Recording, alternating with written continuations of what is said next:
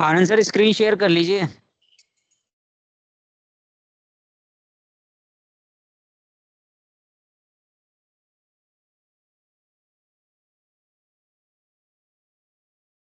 Okay. ठीक है sir, आप class start recording on Good करें। everyone. Good evening. We are starting today Negotiable Instrument Act 1881, and in Good last evening, class sir. we have completed Sale of Goods Act complete.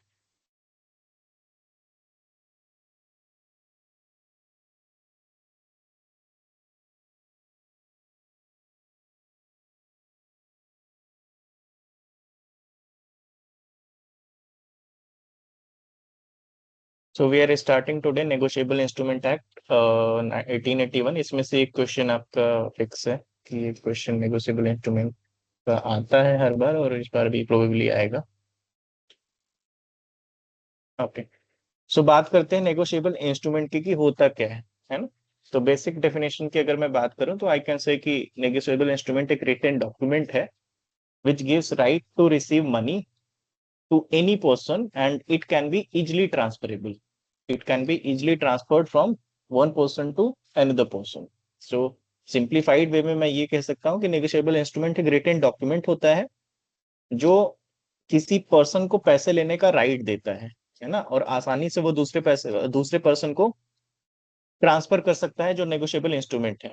Negotiation का मतलब है transfer होने वाला, that means कि transferable, जो एक person से दूसरे पर्सन को ट्रांसफर हो जाए। इंस्ट्रूमेंट का मतलब है कोई भी रिटन डॉक्यूमेंट या लिखित डॉक्यूमेंट ऐसा जो कोई लीगलिटी या राइट क्रिएट करता है।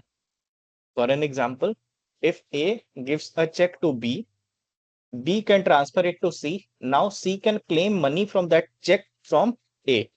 कि ए ने एक नेगोशिएबल इंस्ट्रूमेंट दिया बी को, हमने ये कहा था ना कि नेगोशिएबल इंस्ट्रूमेंट ट्रांसफरेबल है, वो एक पर्सन से दूसरे पर्सन के पास जा सकता है। तो ए ने बी को एक नेगोशिएबल इंस्ट्रूमेंट दिया, जो इंस्ट्रूमेंट बी ने सी को दे दिया। अब सी के पास राइट आ गया है पैसे क्लेम करने का, है ना। तो ये क्या शो करता है? ट्रांसफरेबिलिटी शो करता है। अगर अकॉर्डिंग टू सेक्शंस बात करें तो हमारे पास जो मेन अकॉर्डिंग टू सेक्शन 13 हमें पढ़ना है, हमारे पास 3 नेगोशिएबल इंस्ट्रूमेंट्स है, promissory notes, bill of exchange and cheque. Cheque क्या होता है?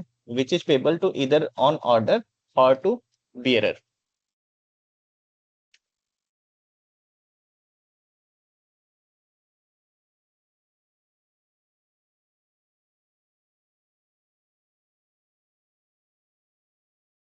की पॉइंट्स की अगर मैं बात करूं तो मेन पॉइंट्स यहाँ पे हम क्या डिस्कस करेंगे नेगोशिएबल इंस्ट्रूमेंट में। तो नेगोशिएबल इंस्ट्रूमेंट का जो होल्डर होता है, जो नेगोशिएबल इंस्ट्रूमेंट होल्ड करता है, जिसको इशू होता है, जिसको मिलता है, holder of the instrument has right to receive money, उसके पास राइट होता है पैसे रिसीव करने का। दूसरा, it can B transferable easily. हमने एग्जांपल में देखा कि ए ने बी को इशू किया था, लेकिन बी ने उस नेगोशिएबल इंस्ट्रूमेंट को सी को दे दिया। अब सी इजिली मनी क्लेम कर सकता है, दैट मीन्स कि it is transferable easily.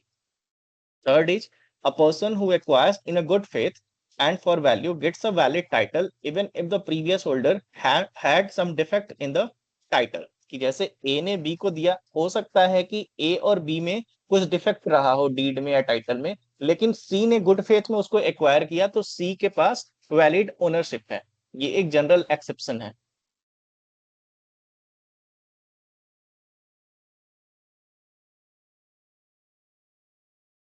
Explanation की बात करें तो ऑर्डर पे पेबल होता है। ऑर्डर पे पेबल ऑन ऑर्डर का मतलब है कि it is payable to specific person and it can be transfer by endorsement, देने से ट्रांसफर हो जाएगा। पेबल टू बियरर, जो इसको वियर करता है, when it payable to whoever hold it can be transferred by delivery, जो भी इसको होल्ड करता है उसको पेबल होता है। Even if it is written payable to a person without order, that person still had option to transfer. हम जब चेक की बात करते हैं, अगर नेगोशिएबल इंस्ट्रूमेंट में चेक की बात करते हैं, उसमें दो चेक होता है, specific and general.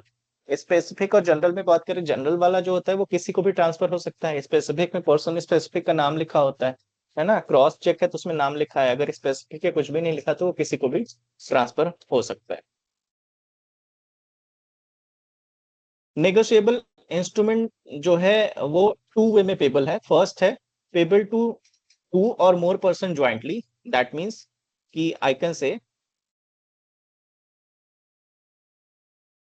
I can say कि जब पेबल टू टू और मोर पर्सन ज्वाइंटली है, तो जैसे कि लिखा हो A and B, that means कि दोनों को मिलकर काम करना पड़ेगा और पेमेंट भी दोनों को मिलकर रिसीव होगी, है ना। ये लिखा हुआ है suppose for an example, pay to A and B, that means कि ए और बी दोनों को मिलकर ही पैसा ले सकते हैं यहाँ पे, या फिर ट्रांसफर कर सकते हैं मिलके, कोई एक पैसा नहीं ले सकता।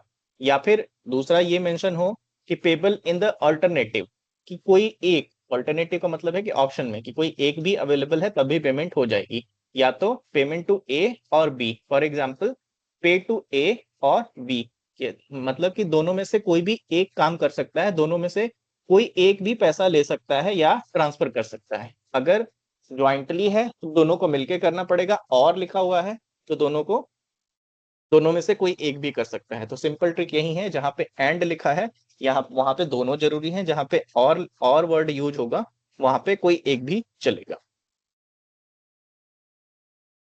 नेक्स्ट हम बात करते हैं कैरेक्टरिस्टिक्स का नेगोशिएबल इंस्ट्रूमेंट की। कैरेक्टरिस्टिक्स ऑफ नेगोशिएबल इंस्ट्रूमेंट्स में पहला है फ्री एंड अनलिमिटेड ट्रांसफर, दूसरा है फ्री फ्रॉम डिफेक्ट्स, तीसरा है right to sue in the own name, चौथा है प्रिजम्पशन। प्रिजम्पशन का मतलब होता है लीगल एजम्पशंस। अगर मैं बात करूं फ्री और एंड अनलिमिटेड ट्रांसफर का, तो इसका मतलब होता है नेगोशिएबल इंस्ट्रूमेंट जो है वो ट्रांसफर किया जा सकता है डिलीवरी से, इंडोर्समेंट से, या डिलीवरी प्लस इंडोर्समेंट से। ये कितनी भी बार ट्रांसफर हो सकता है till the date of maturity. For example A ने बी को दिया, बी ने सी को दिया, सी ने डी को दिया, दैट मीन्स कि अनलिमिटेड ट्रांसफर अवेलेबल है। नेक्स्ट है free from defect. Good title की होल्डर अगर ड्यू कोर्स में, अगर holder in due course perfect right मिलता है, चाहे पहले डिफेक्ट हो, दैट मीन्स कि जिसने होल्ड किया है उसको परफेक्ट राइट मिलता है, चाहे प्रीवियस होल्डर के पास डिफेक्ट हो। एज इन कि मैंने कहा कि ए से बी को ट्रांसफर हुआ, बी से सी को ट्रांसफर हुआ, सी से डी को ट्रांसफर हुआ। अब ये हो सकता है कि ए और सी के बीच में कुछ डिफेक्ट हो, लेकिन डी ने अगर गुड फेथ में होल्ड किया है तो उसको टाइटल मिलेगा। नेक्स्ट है right to sue in own name, that means कि होल्डर डायरेक्टली अपने नाम से केस फाइल कर सकता है। इसमें जो होल्ड करता है वही एग्जांपल है कि ए से बी, बी से सी, सी से डी, तो इसमें किसी की परमिशन की जरूरत नहीं है। जो एक्चुअल अल्टीमेट होल्डर है वो अपने नाम से केस कर सकता है अगर उसको पेमेंट नहीं मिलती, अगर कोई डिफॉल्ट होता है तो। प्रिजम्पशन की बात करें तो मतलब होता है कि लॉ के जो जम्पशंस है, कि लॉ कुछ बातों को मान लेता है, जैसे something in return must be given, कि कोई कंसिडरेशन दिया जाएगा, डेट सही होना चाहिए, इंडोर्समेंट वैलिड होना चाहिए। इससे क्या होगा कि लीगल प्रोसीडिंग्स इजी हो जाते हैं। तो ये प्रिजम्पशंस हम लेके चलते हैं। प्रिजम्पशंस ये होता है कि instrument made must be for some consideration, date must be correct, endorsement must be valid, and it was transferred properly, कि प्रॉपर्ली ट्रांसफर हुआ हो। तो ये जो प्रिजम्पशंस हैं ट्रांजैक्शन इजियर बनाते हैं और फास्ट बनाते हैं। नेगोशिएबल इंस्ट्रूमेंट में हमने क्या क्या बात किया, हमने कहा कि नेगोशिएबल इंस्ट्रूमेंट में कौन कौन से होते हैं, कौन कौन से इंस्ट्रूमेंट नेगोशिएबल इंस्ट्रूमेंट होते हैं, promissory note, bill of exchange and cheque. अगर मैं बात करूं कि share certificate with blank transfer deed, deposit receipts, mate's receipt, ये सारे इनमें से कोई भी नेगोशिएबल इंस्ट्रूमेंट का पार्ट नहीं है।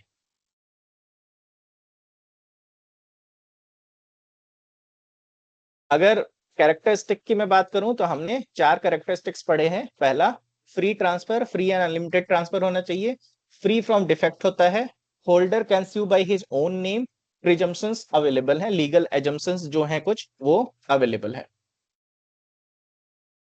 अच्छा, प्रिजम्पशन होते क्या है, कोई बताएगा मुझे प्रिजम्पशंस कहते किसको हैं इन सिंपल टर्म्स?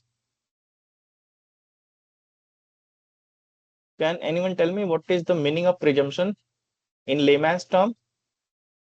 Presumption मतलब it has been presumed that we act in case.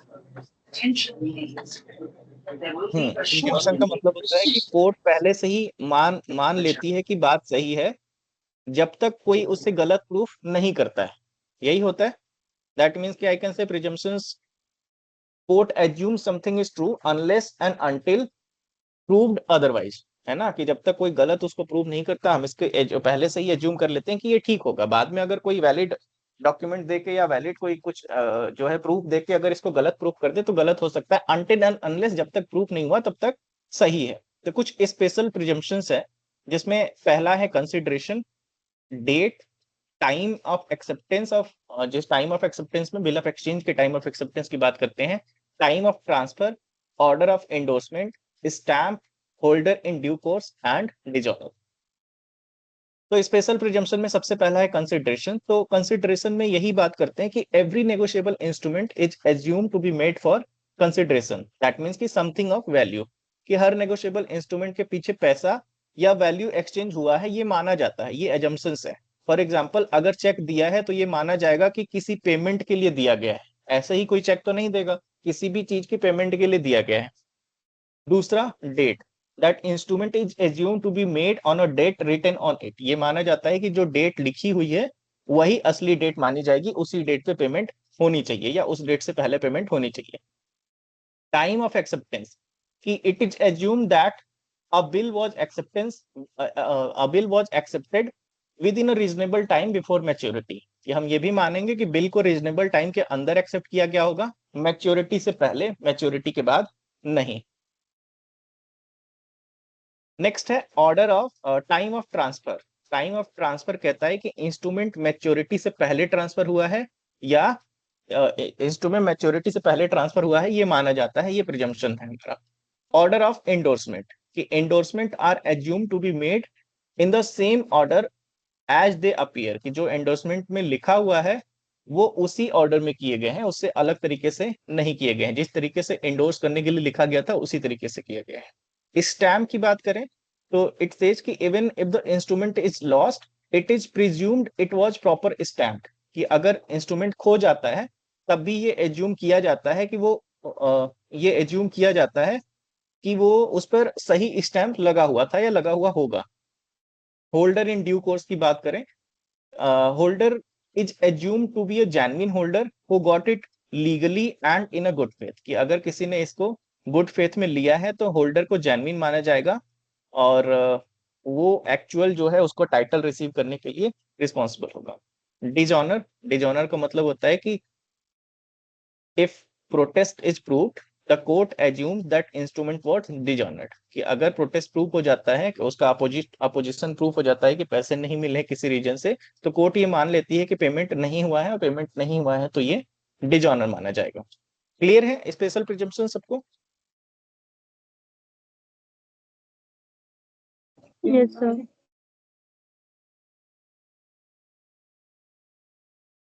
Types of negotiable instrument की बात करें तो under negotiable instrument act 1881 negotiable instrument दो टाइप के होते हैं। पहला है कि नेगोशिएबल बाय स्टैट्यू, स्टैट्यू का मतलब होता है कि लॉ के अकॉर्डिंग, और दूसरा नेगोशिएबल बाय कस्टम और यूसेज। यूसेज का मतलब है कि पहले से ये चलता आ रहा है कि ऐसा होता है, वो लॉ के अकॉर्डिंग अवेलेबल नहीं है बट पहले से चलता आ रहा है तो ये मान लिया जाता है। तो अकॉर्डिंग टू लॉ जो है हमारे पास है promissory note, bill of exchange and cheque. Promissory note, bill of exchange and cheque. These instrument में be payable to bearer, bearer का मतलब है जो होल्ड करता है, या फिर ऑर्डर, ऑर्डर का मतलब है किसी स्पेसिफिक पर्सन को बोल दिया गया पेमेंट के लिए। ये नेगोशिएबल इंस्ट्रूमेंट बाय स्टैट्यूट जो लॉ के अकॉर्डिंग है, जो इंक्लूड करते हैं promissory note, bill of exchange and cheque. ये पेबल हो सकते हैं बियरर को जिसने उसको होल्ड किया है, या ऑर्डर पे कि किसी पर्टिकुलर पर्सन को पैसा देना है, कि मैंने इशू किया एक प्रॉमिसरी नोट बी को और मैंने कहा कि ये पेमेंट सी को दे देना। तो ऑर्डर की बात करें, बियरर की बात करें तो बियरर बी हो सकता है, लेकिन ऑर्डर की बात करें तो सी हो सकता है, सी के लिए ऑर्डर दिया गया है कि उसको पे कर देना। Negotiable instrument, negotiable by custom और यूसेज की बात करें तो कुछ इंस्ट्रूमेंट लॉ में मेंशन नहीं है लेकिन बिजनेस प्रैक्टिस के चलते हुए उन्हें नेगोशिएबल इंस्ट्रूमेंट माना जाता है, अगर उसमें नेगोशिएबल इंस्ट्रूमेंट की क्वालिटीज हो तब। For an example, dividend warrants, circular notes and bearer debenture. अगर किसी इंस्ट्रूमेंट में ये क्वालिटी है, क्वालिटी कौन कौन से, मैंने ये बोला कि क्वालिटीज होनी चाहिए। क्वालिटीज, पहला, can be transferred easily, easily transfer हो जाए, gives a good title to the holder, holder को लीगल राइट मिल सके, एंड बिजनेस में and it may be commonly used in business, ये बिजनेस में कॉमनली यूज होता हो। अगर ये सारी क्वालिटीज अवेलेबल हैं तो वो नेगोशिएबल इंस्ट्रूमेंट बन सकता है, not by law but by custom और यूसेज। चाहे लॉ लॉ लॉ उसे माने या ना माने, अनऑफिशियली वो नेगोशिएबल इंस्ट्रूमेंट बन सकता है। अब मैं एक बार क्विकली आपको बता दूं, स्टैट्यू वाले किसको होते हैं, जो लॉ के अकॉर्डिंग है, जिसको लॉ ने डिफाइन किया है, जैसे promissory note, bill of exchange and cheque. Custom वाले कौन से होते हैं, यूसेज वाले कौन से होते हैं, जो पहले से चलते आ रहे हैं प्रैक्टिसेस, दैट मींस कि जो प्रैक्टिस में एक्सेप्टेड है, जैसे dividend warrants, circular notes and bearer debentures. Clear है सबको ये? चलिए डिफरेंस की बात करते हैं, difference between negotiation by statute and negotiation by custom. तो मीनिंग की बात करें तो पहला है कि instruments expressly mentioned in the law, जो नेगोशिएशन बाय लॉ है वो एक्सप्रेसली मेंशन्ड है लॉ में।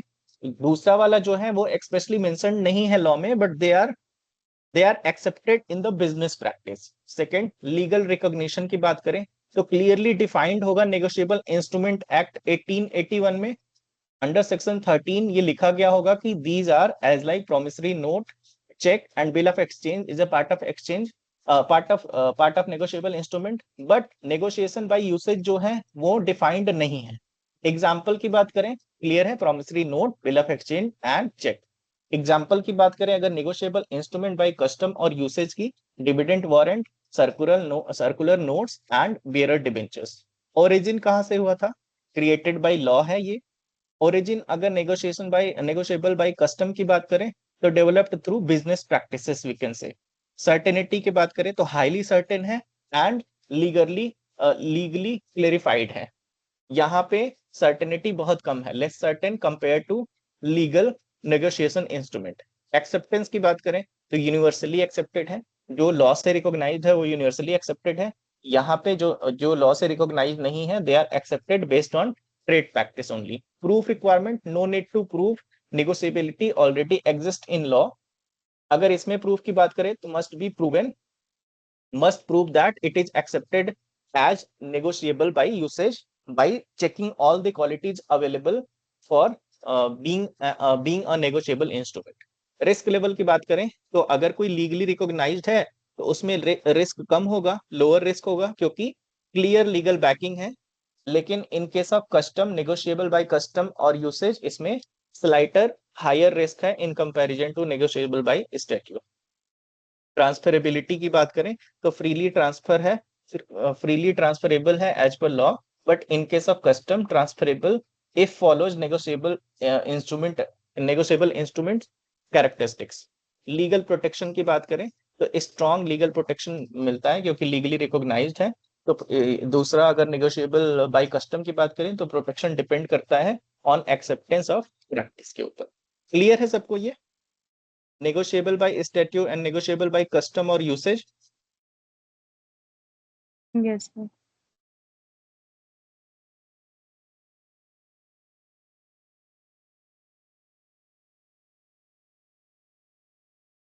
क्लासिफिकेशन ऑफ नेगोशिएबल इंस्ट्रूमेंट्स की बात करते हैं।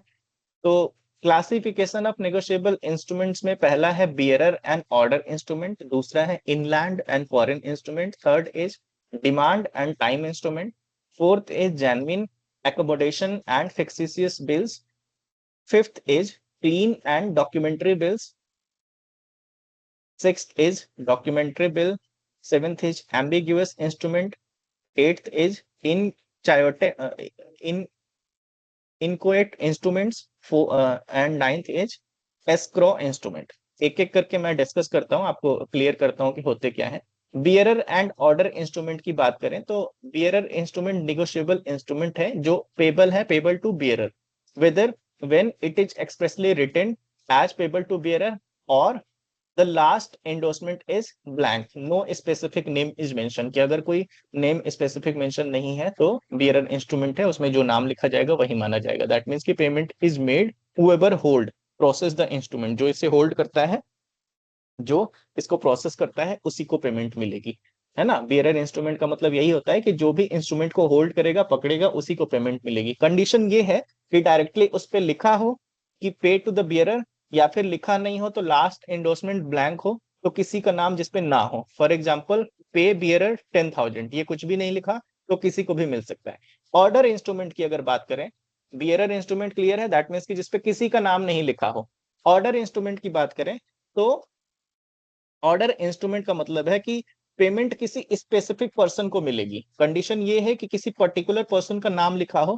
ट्रांसफर सिर्फ इंडोर्समेंट प्लस डिलीवरी से हो सकता है ना। जैसे लिखा हो कि पे टू राहुल और ऑर्डर, पे टू राहुल और ऑर्डर, कि स्पेसिफिक पर्सन को इसमें बता दिया गया। अगर मैं डिफरेंस की बात करूं तो बियरर इंस्ट्रूमेंट में किसी भी होल्डर को मिलेगी जो इंस्ट्रूमेंट को होल्ड करता है। ऑर्डर इंस्ट्रूमेंट में जो स्पेसिफिक पर्सन का नाम लिखा हो सिर्फ उसी को मिलेगा। ट्रांसफर बियरर इंस्ट्रूमेंट में सिर्फ डिलीवरी से हो सकती है, यहाँ पे इंडोर्समेंट प्लस डिलीवरी से हो सकती है। रिस्क ज्यादा है। ज्यादा क्यों है बियरर इंस्ट्रूमेंट में? क्योंकि इस पे किसी का नाम नहीं लिखा हुआ है, तो अगर किसी को भी मिल गया तो वो यूज कर सकता है। लेकिन ऑर्डर इंस्ट्रूमेंट में कम है, क्योंकि इस पे नाम स्पेसिफिकली मेंशन है, तो जिसका नाम है सिर्फ उसी को मिल सकता है ना। फॉर एग्जाम्पल पे बियरर लिखा हो तो बियरर है। फॉर एग्जाम्पल लिखा हो पे टू ए और ऑन ऑर्डर लिखा हो तो ये ऑर्डर इंस्ट्रूमेंट है। क्लियर है सबको bearer and order instrument? Yes, sir. Yes, sir. Next हम अगर बात करें इनलैंड एंड फॉरेन इंस्ट्रूमेंट की। इनलैंड इंस्ट्रूमेंट बात करता है कि नेगोशिएबल इंस्ट्रूमेंट जो इंडिया में बनाया गया हो और इंडिया में ही पेबल हो, या किसी इंडिया में रहने वाले पर्सन को ड्रॉ किया गया हो, दिया गया हो, मतलब सब कुछ इंडिया के अंदर हो। आई कैन से कि it is drawn in India and payable in India, और it is drawn on a person who is resident in India. Resident in India उसी को मिल सकता है। Now I have mentioned the word resident, can anyone explain me what's the meaning of resident? Is it the same as the citizenship, or there is a difference between citizenship and residential status? Who can be a resident of India? Whosoever alive 180 days or 6 months, whichever is earlier. 182 days. Yeah, 180 days. 180 days or 6 months. नहीं, Whichever. Dhawan ji. Yes, There is there are two basic conditions. Like in previous year, that the person must reside in India for at least 182 days in the previous year. It's a condition one. दो condition है, दोनों में से कोई एक fulfil करना होता है। या फिर 182 दिन प्रीवियस ईयर में इंडिया में रहा हो, या फिर अगर 182 दिन नहीं रहा तो प्रीवियस ईयर में एटलीस्ट 60 डेज रहा हो, प्लस उसके 4 प्रीसीडिंग प्रीवियस ईयर्स में, चारों को मिला के 365 रहा हो। दोनों में से अगर कोई एक बेसिक कंडीशन भी फुलफिल कर देता है तो वो पर्सन रेसिडेंट इन इंडिया माना जाएगा, वेदर सिटीजन हो इंडिया का या ना हो। तो दोनों कॉन्सेप्ट अलग अलग। It's not 180, it's 182 days. okay. ठीक है, तो ये इनलैंड वाला बात करता है। इनलैंड वाला कहता है कि ये जो है इंडिया में बनाया गया हो, इंडिया में ही पेबल हो, और किसी इंडिया में रहने वाले पर्सन को ही, कोई इंडियन रेसिडेंट को, इंडियन सिटीजन की बात नहीं कर रहा है, इंडियन रेसिडेंट को ही ड्रॉ किया गया हो, दिया गया हो, है ना। दैट मीन्स कि सब कुछ इंडिया के अंदर हो। फॉरेन इंस्ट्रूमेंट में बात करता है कि any instrument which is not inland, it is called foreign instrument. That means कि it involves another country either drawn or payable outside India. For important rule की अगर मैं बात करूँ, a foreign bill must be protested for dishonored if required by the law of that country, है ना। जो instrument inland नहीं है वो फॉरेन इंस्ट्रूमेंट है। जैसे जो भी इंडिया के बाहर ड्रॉ हुए हैं या बाहर पेबल हैं वो फॉरेन बिल है। फॉरेन बिल में डिजॉनर होने पे प्रोटेस्ट जरूरी होता है अगर वो कंट्री के अगर उस कंट्री का लॉ कहता है तो। बेसिक डिफरेंस की बात करें तो प्लेस इनलैंड इंस्ट्रूमेंट का इंडिया के अंदर, फॉरेन इंस्ट्रूमेंट का इंडिया के बाहर होगा। ड्रॉन एंड पेबल की बात करें तो दोनों इंडिया में होना चाहिए। Drawn and payable in case of foreign instrument partially or fully outside India हो सकता है, पार्ट में भी फुल्ली भी बाहर हो सकता है। अगर इनलैंड इंस्ट्रूमेंट है, इंडियन इंस्ट्रूमेंट है, तो लॉ कौन सा लगेगा? इंडियन लॉ लगेगा। अगर फॉरेन इंस्ट्रूमेंट है तो फॉरेन लॉ भी अप्लाई हो सकता है। डिसऑनर की बात करें तो ऑप्शनल है, डिसऑनर की बात करें फॉरेन इंस्ट्रूमेंट में तो कंपल्सरी। कॉम्प्लेक्सिटी की बात करें तो इनलैंड है तो इंडियन लॉ अप्लाई होता है ओनली, तो सिंपल है। कॉम्प्लेक्सिटी की बात करें फॉरेन इंस्ट्रूमेंट में तो इंडियन लॉ के साथ फॉरेन लॉ भी एप्लीकेबल हो सकता है, तो ये थोड़ा सा कॉम्प्लेक्स होता है। चलिए नेक्स्ट हम बात करते हैं डिमांड एंड टाइम इंस्ट्रूमेंट की। डिमांड इंस्ट्रूमेंट कहता है कि जिस पे लिखा हो ऑन डिमांड या पेमेंट का टाइम मेंशन हो। ऑन डिमांड का मतलब है कि जब मैं डिमांड करूंगा या जब मैं बोलूंगा, या पेमेंट का टाइम मेंशन है कि XYZ महीने में XYZ डेट पे पेमेंट मिलेगी। इंपॉर्टेंट ये है कि चेक हमेशा डिमांड पर पेबल होता है। Cheque is always payable on demand. Word कौन कौन से इंक्लूड करता है? On demand, at sight, on presentation. सबका मतलब यही है कि पे इमीडिएटली ऑन डिमांड, कि तुरंत पेमेंट करो। On demand, on site and on presentation. Time instrument कहता है कि an instrument is a time instrument when payment is to be made after a specific time period or after a certain event which is sure to be happen, है ना। For example पे after 3 months, तो time mention कर दिया। पे on demand लिखा हुआ है, दैट मीन्स कि डिमांड पे पे होगा। पे 30 days आफ्टर डेट, की डेट के 30 दिन बाद पेमेंट कर देना। इसमें हाईलाइटेड पॉइंट मेन आप यही कह सकते हो कि जिसमें पेमेंट फ्यूचर में किसी टाइम के बाद हो या किसी सर्टेन इवेंट के बाद हो। जैसे हमने ये बात की कि 3 महीने बाद पेमेंट होगी, या 30 दिन के बाद, काम होने के 30 दिन के बाद पेमेंट होनी चाहिए। दोनों में एक सर्टेन टाइम फिक्स है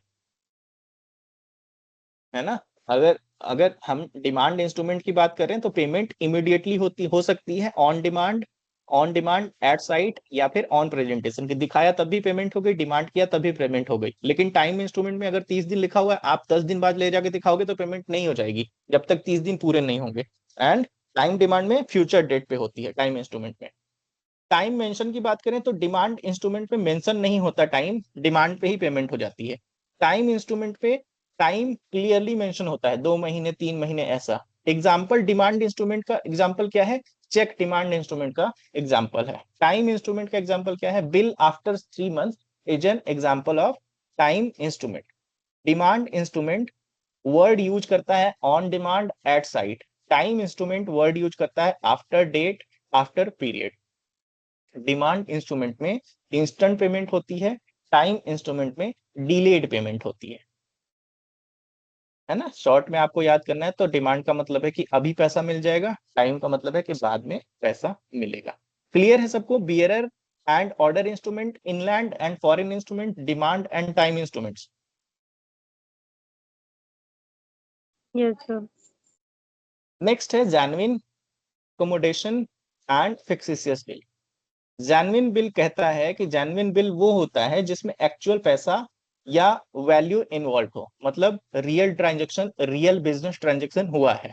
a bill is called genuine bill when it is drawn, accepted और endorsed for consideration of real value and payment exist. It represents a real transaction, ये एक बिजनेस ट्रांजैक्शन को रिफ्लेक्ट करता है। Accommodation bill वो होता है जिसमें कोई एक्चुअल पैसा एक्सचेंज नहीं हुआ है, सिर्फ किसी को फाइनेंशियल हेल्प या क्रेडिट देने के लिए बनाया जाता है, किसी भी बिजनेस ट्रांजैक्शन या समथिंग इन रिटर्न के लिए प्रेजेंट में नहीं है। दैट मीन्स कि आई कैन से अ bill is called accommodation bill when it is drawn, accepted or endorsed without consideration. It is made to help someone financial support, not for a real transaction. And in case of fictitious bills, I can say a bill is called fictitious bill when the drawer or payee or both are fake. That means कि non-existent person. Important क्या है कि if both drawer and payee are fictitious, then the acceptor is still liable to a holder in due course. If holder proves that signature of drawer and payee are in the same handwriting, है ना। फिक्सिशियस bill का मतलब है, simple अगर बिल्कुल बात करें, कि जिसमें ड्रावर या पेई दोनों फेक होते हैं। अगर दोनों फेक है तब भी एक्सेप्टर को पेमेंट करना पड़ेगा, अगर होल्डर प्रूफ कर दे कि दोनों सिग्नेचर सेम हैंडराइटिंग में है। डिफरेंस की अगर बात करें तो जेन्युइन बिल में कंसिडरेशन होता है, एकोमोडेशन बिल में हेल्प के नेचर से मैंने पहले ही कहा दिया गया है, तो उसमें कंसिडरेशन नहीं होता। फिक्सिशियस बिल फेक बिल है तो इसमें मोस्ट ऑफ द केसेस में नहीं होता। पर्पज जेन्युइन बिल का रियल ट्रांजैक्शन का होता है, पर्पज एकोमोडेशन बिल का हेल्पिंग, फाइनेंशियल हेल्प के लिए होता है। Fictitious bill fraud and fake cases में होता है। पार्टीज इसमें जेन्युइन बिल में रियल होते हैं एकोमोडेशन बिल में भी पार्टीज तो रियल ही होते हैं, फिक्सिशियस बिल में पार्टीज दोनों ही, वन और बोथ पार्टी दोनों ही फेक हो सकते हैं। लीगल नेचर की बात करें तो जेन्युइन बिल वैलिड है, एकोमोडेशन बिल भी वैलिड है बट स्पेशल पर्पज के लिए होता है। फिक्सिशियस बिल रिस्की है, सस्पिशियस है, समटाइम वॉइड होते हैं। लाइबिलिटी की बात करें तो नॉर्मल रूल्स अप्लीकेबल हैं।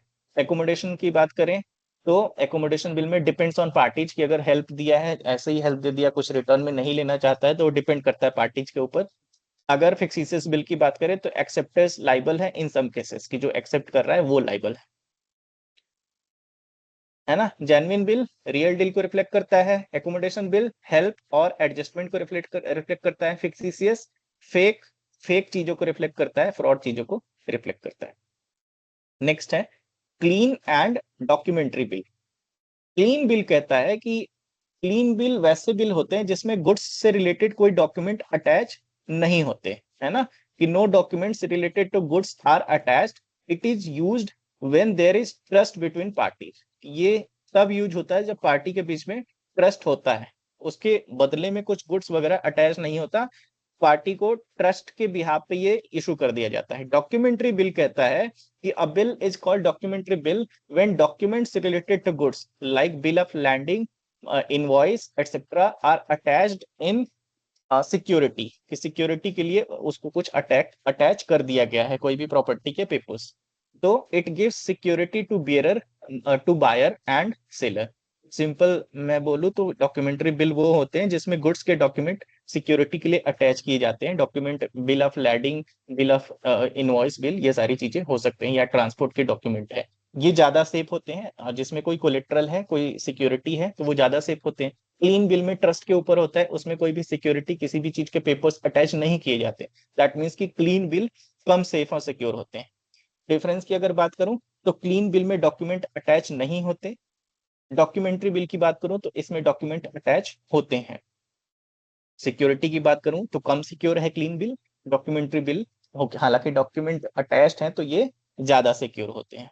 ट्रस्ट लेवल की बात करूं तो हाई ट्रस्ट रिक्वायरमेंट होती है क्लीन बिल के केस में, क्योंकि क्लीन बिल में सारा खेल ट्रस्ट का है। डॉक्यूमेंट्री बिल में लेस ट्रस्ट होता है। रिस्क की बात करें तो क्लीन बिल में ज्यादा रिस्क होता है, डॉक्यूमेंट्री बिल में बहुत कम रिस्क होता है। यूसेज की बात करें तो सिंपल छोटे मोटे ट्रांजेक्शन में क्लीन बिल यूज होते हैं, बड़े ट्रेड एंड एक्सपोर्ट में डॉक्यूमेंट्री बिल ही यूज होते हैं, है ना। क्लीन बिल सिर्फ बिल होता है, कोई भी प्रूफ नहीं होता। Documentary bill bill plus proof plus documents होते हैं। ये डॉक्यूमेंट्री बिल को ना गलती से टाइप कर दिया है इसको।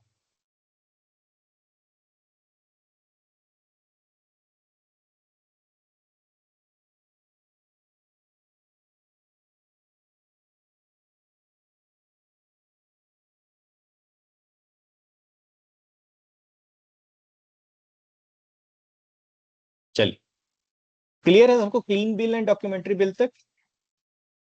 आगे बात करते हैं Yes. Ambiguous instrument. Ambiguous instruments is one which due to faulty or unclear drafting can be interpreted as either a bill of exchange or a promissory note. The nature is not clear, so confusion arise। जहां पे confusion होता है, जिसमें drafting clear नहीं हो और वो bill of exchange promissory note दोनों लग सकता है या कुछ भी नहीं लग सकता। दैट मीन्स कि कंफ्यूजन है कि ये है क्या, बिल ऑफ एक्सचेंज है, प्रोमिसरी नोट है, कुछ भी क्लियर नहीं है। तो होल्डर डिसाइड करेगा कि उसे इसे बिल मानना है या प्रोमिसरी नोट मानना है। अनदर केस ऑफ एम्बिग्यूटी में बताता हूं कि अमाउंट इशू हो सकता है, कि अगर अमाउंट फिगर में कुछ और है और वर्ड्स में कुछ और लिखा हो तो वर्ड्स वाला अमाउंट वैलिड माना जाता है। ये एक इंपॉर्टेंट पॉइंट है कि if the amount is written differently in word and figures, then the amount written in word is taken correct.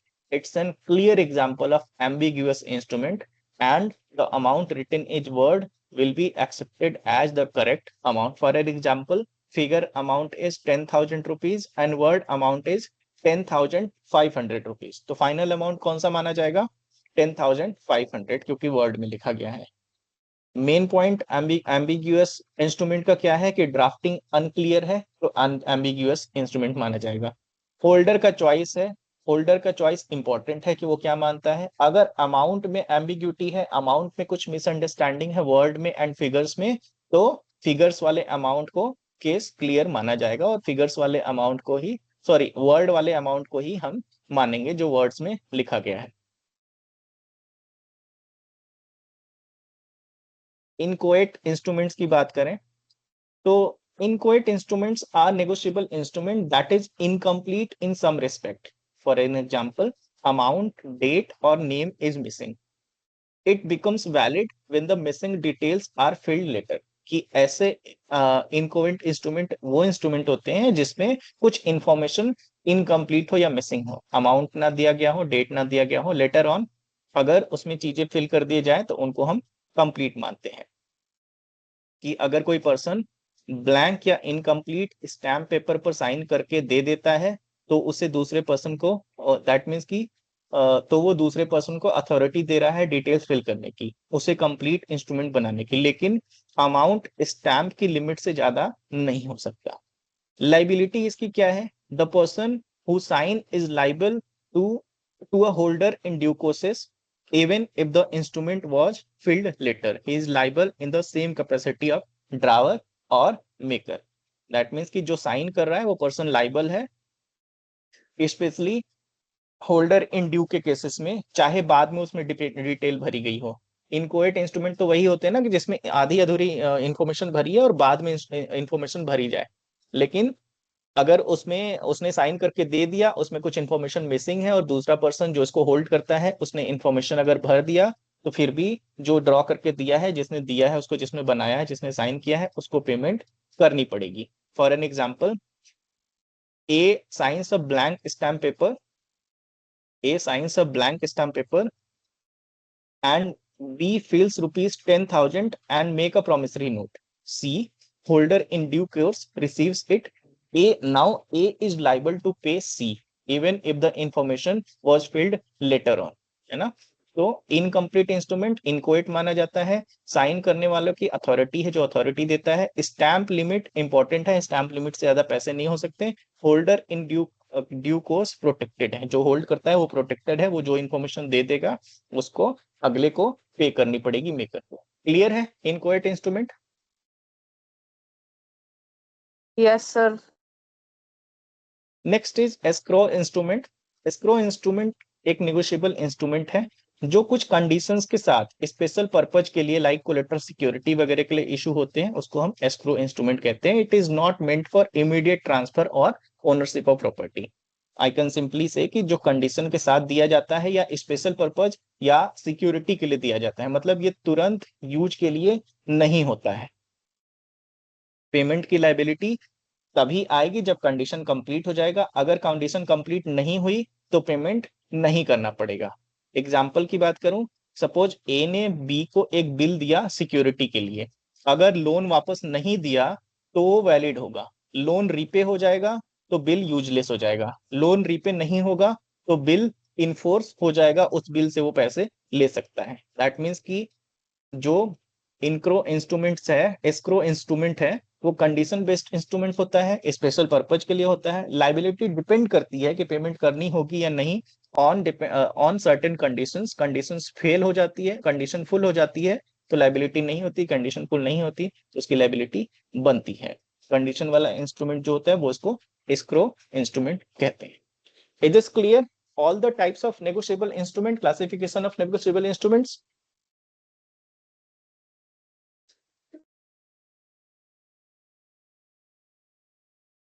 Yes, sir. Next बात करते हैं Yes. Parties to negotiable instruments.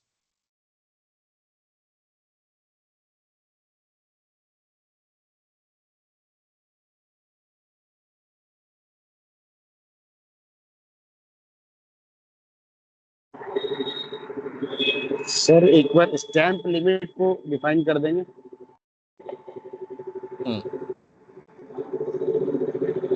Screen sir. ठीक है।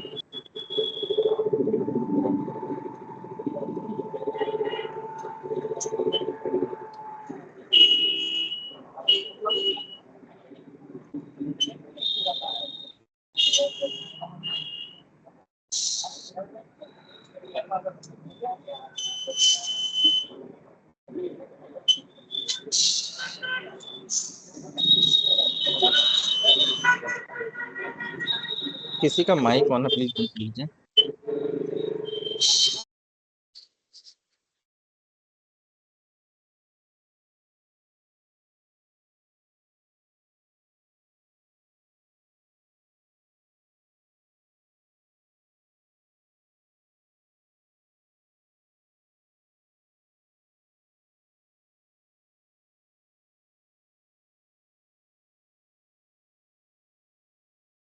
Inchoate instrument की बात कर रहे हैं ना, कि इनकोएट इंस्ट्रूमेंट ये कहता है कि amount that can be filled in an inchoate instrument is limited to the value covered by the stamp affix on it. That means कि अगर कोई पर्सन साइन कर रहा है, अथॉरिटी दे रहा है, तो वो इनकम्प्लीट इंस्ट्रूमेंट को, लेकिन वो जो इंस्ट्रूमेंट है वो स्टैम्प, उसकी स्टैम्प ड्यूटी की जो वैल्यू है उससे ज्यादा नहीं हो सकती। सपोज स्टैम्प फिक्स्ड कॉरेस्पॉन्डेंस है 10,000, क्योंकि इसमें 10,000 से ज्यादा की वैल्यू इनवैलिड होगी, और ब्लैंक साइन प्रोमिसरी नोट दे देता है, तो जो होल्डर है उसको 10,000 रुपए तक उसमें लिख सकता है। 8,000 लिख दे, 10,000 लिख दे, 5,000 लिख दे, वैलिड है। लेकिन अगर वो 50,000 लिख दे, क्योंकि वो एज पर स्टैम्प लिमिट उस डॉक्यूमेंट की स्टैम्प लिमिट होती है, तो वो वैलिड है 10,000 के लिए। तो अगर उससे एक्सेस अमाउंट वो भर देता है तो वो लीगली इनवैलिड है। तो ये स्टैम्प, इंडियन स्टैम्प एक्ट 1899 के अकॉर्डिंग उसमें कुछ लिखा गया है। तो जो स्टैम्प पेपर्स आते हैं उसमें ड्यूटीज, जो स्टैम्प ड्यूटीज है उसके अकॉर्डिंग उसके स्लैब्स फिक्स है कि इस पे कितने तक की वैल्यू वैलिड होगी। क्लियर है?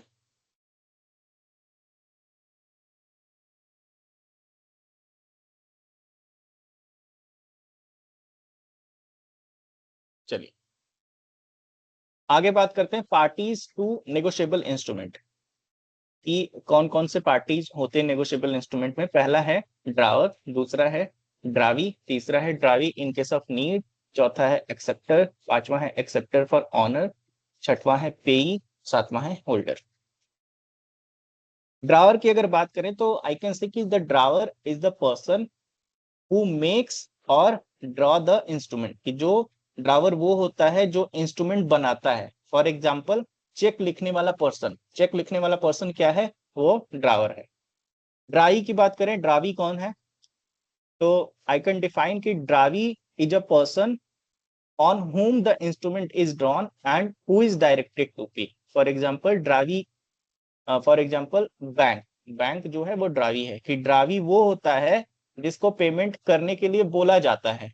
तो चेक के केस में हम किसको बोल रहे हैं कि पेमेंट कर दो, हम बैंक को बोल रहे हैं। हमने बनाया है तो हम ड्रावर हो गए, हम बोल रहे हैं किसको पेमेंट करने के लिए, बैंक को बोल रहे हैं, तो बैंक ड्रावी हो गया।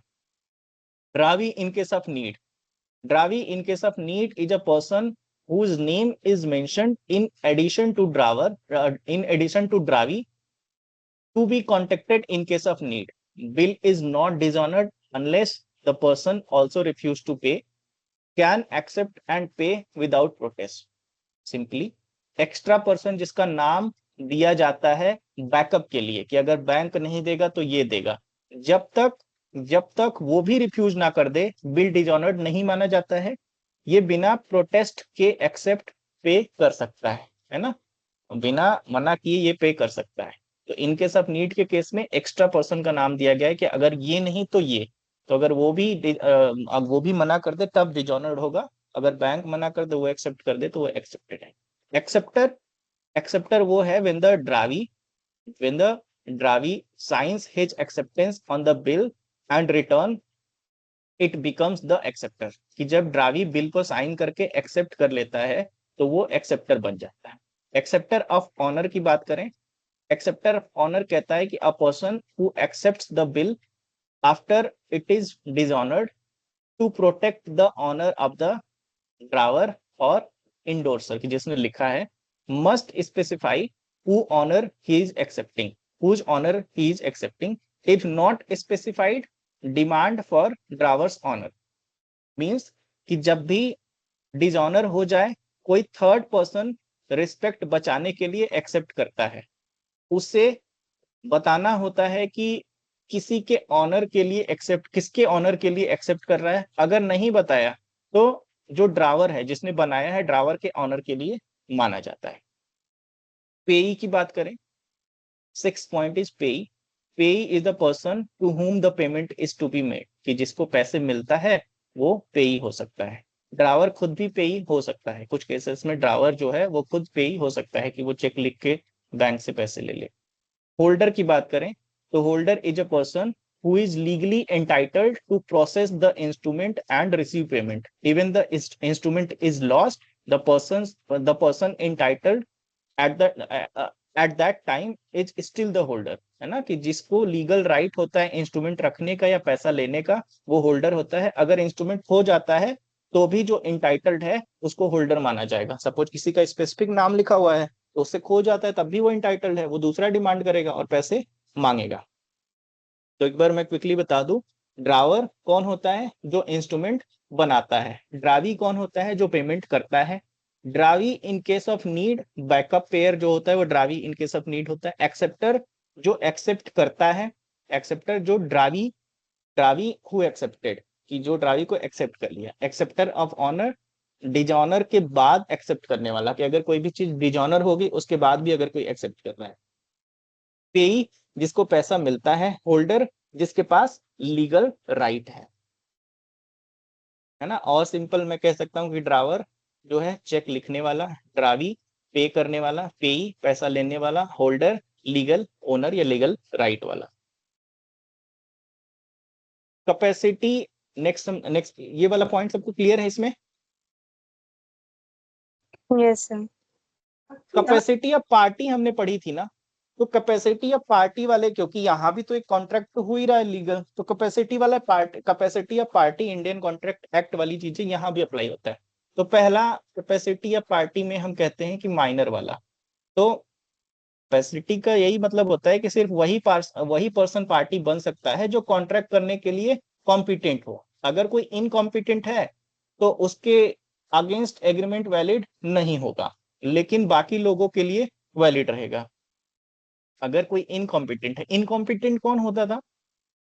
माइनर इनकॉम्पिटेंट है ना कॉन्ट्रैक्ट के लिए, तो उसके अगेंस्ट अगर कोई उससे पैसा लेना है तो वो वैलिड नहीं होगा, और उसको पैसा देना है तो वो वैलिड होगा। तो हम एक एक करके मैं आपको बताता हूँ। Minor, corporation, agent and legal representative. Legal higher, legal representative जो डिपेंडेंट होते हैं, नॉमिनी, उनको बोलते हैं।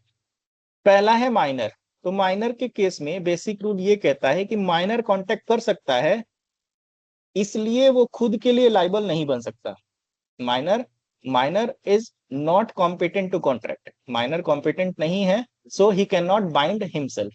तो माइनर कॉन्ट्रैक्ट करने के लिए कॉम्पिटेंट नहीं है, लेकिन उसके साथ आपने कॉन्ट्रैक्ट कर लिया, तो अगर उसको कुछ लेना है तो वो रिसीव कर सकता है, लेकिन आपको अगर उससे कुछ लेना है तब उसके लिए वो वैलिड नहीं माना जाएगा। सो आई कैन से कि a minor can be a drawer, बनाने वाला, इंडोर्स कर सकता है, दे सकता है, डिलीवर कर सकता है, नेगोशिएट एन इंस्ट्रूमेंट, नेगोशिएट कर सकता है इंस्ट्रूमेंट को, but he is not liable to pay anything. वो लाइबल नहीं है पेमेंट के लिए। इंस्ट्रूमेंट बना सकता है, इंडोर्स कर सकता है, ट्रांसफर कर सकता है, लेकिन वो लाइबल नहीं हो सकता। इसका इफेक्ट क्या पड़ेगा अदर पार्टीज पे?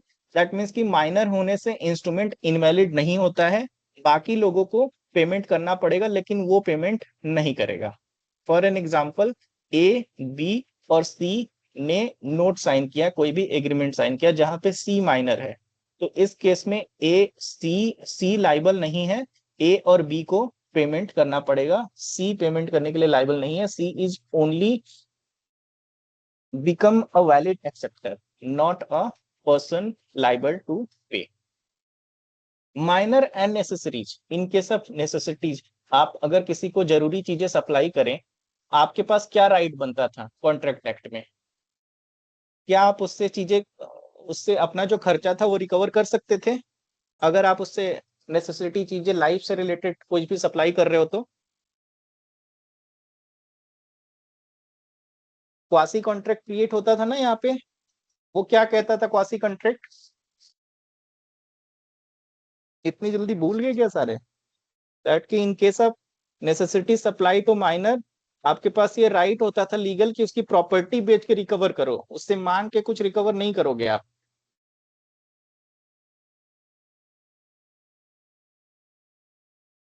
If a minor takes necessary essential goods or services, he is not personally liable. Only his property estate is liable.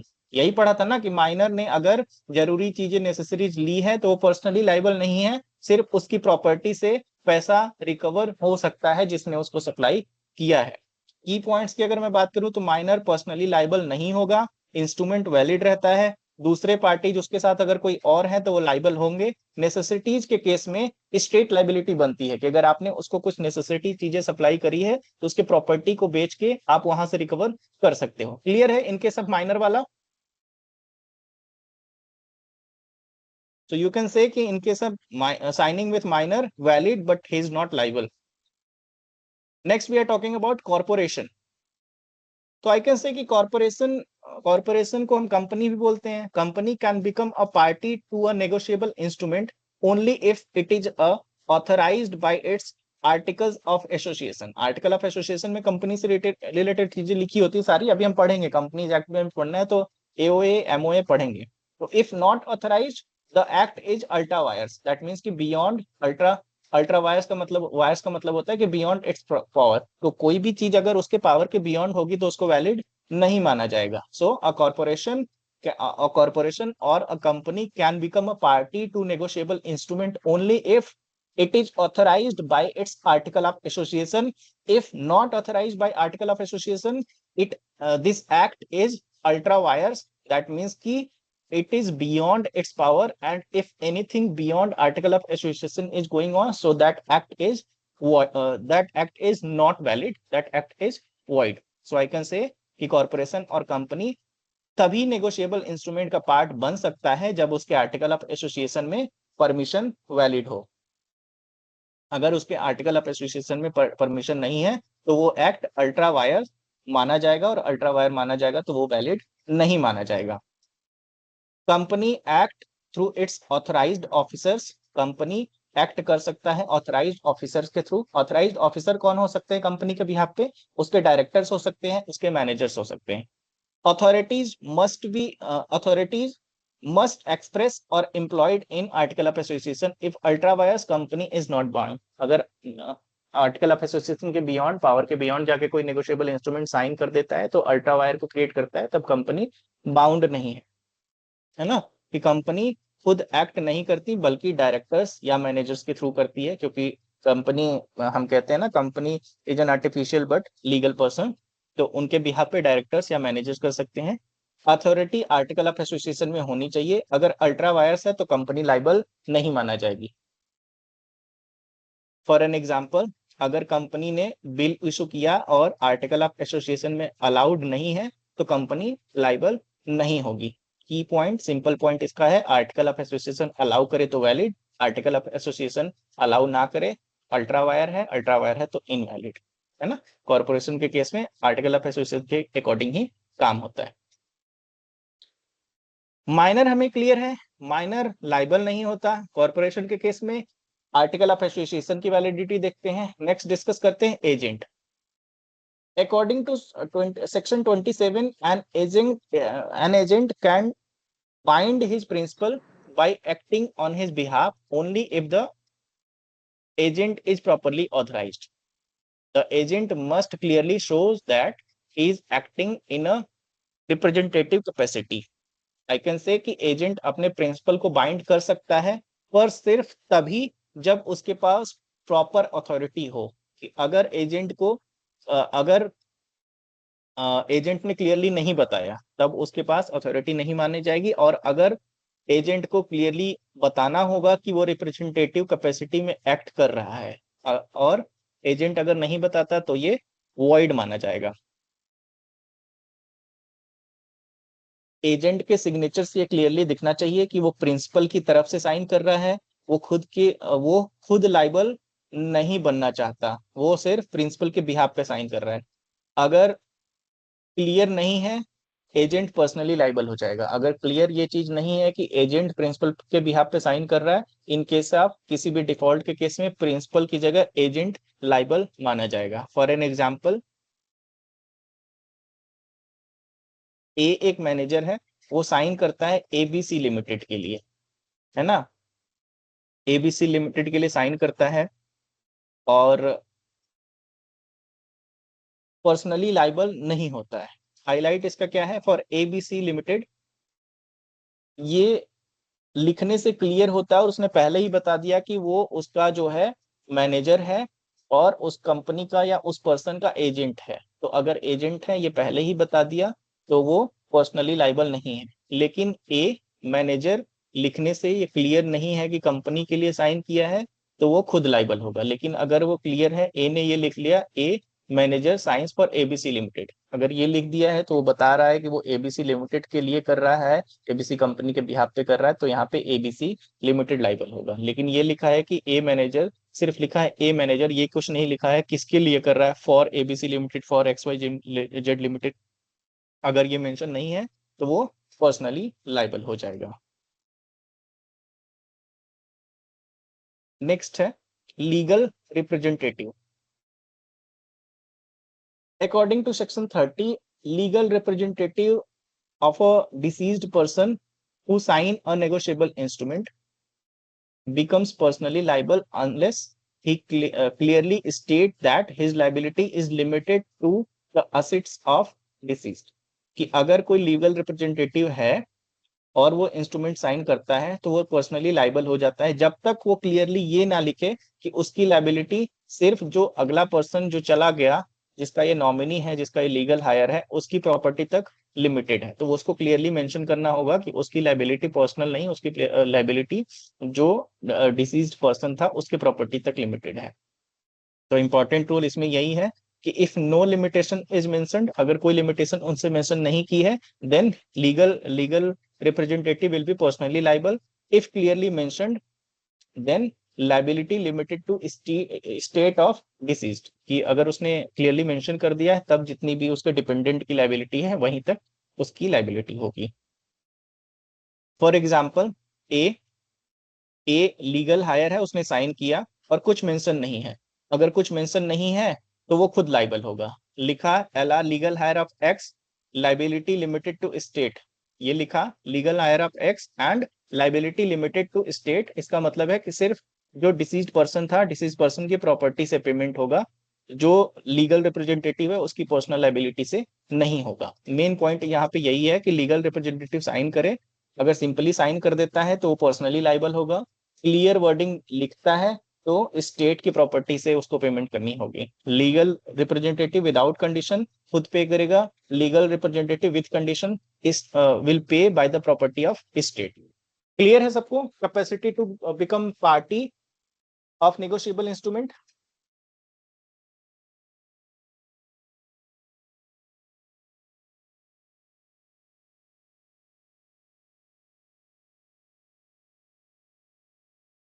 चलिए अब बात करते हैं definitions of promissory note, bill of exchange and cheque की। In depth बात करते हैं कि क्या होता है।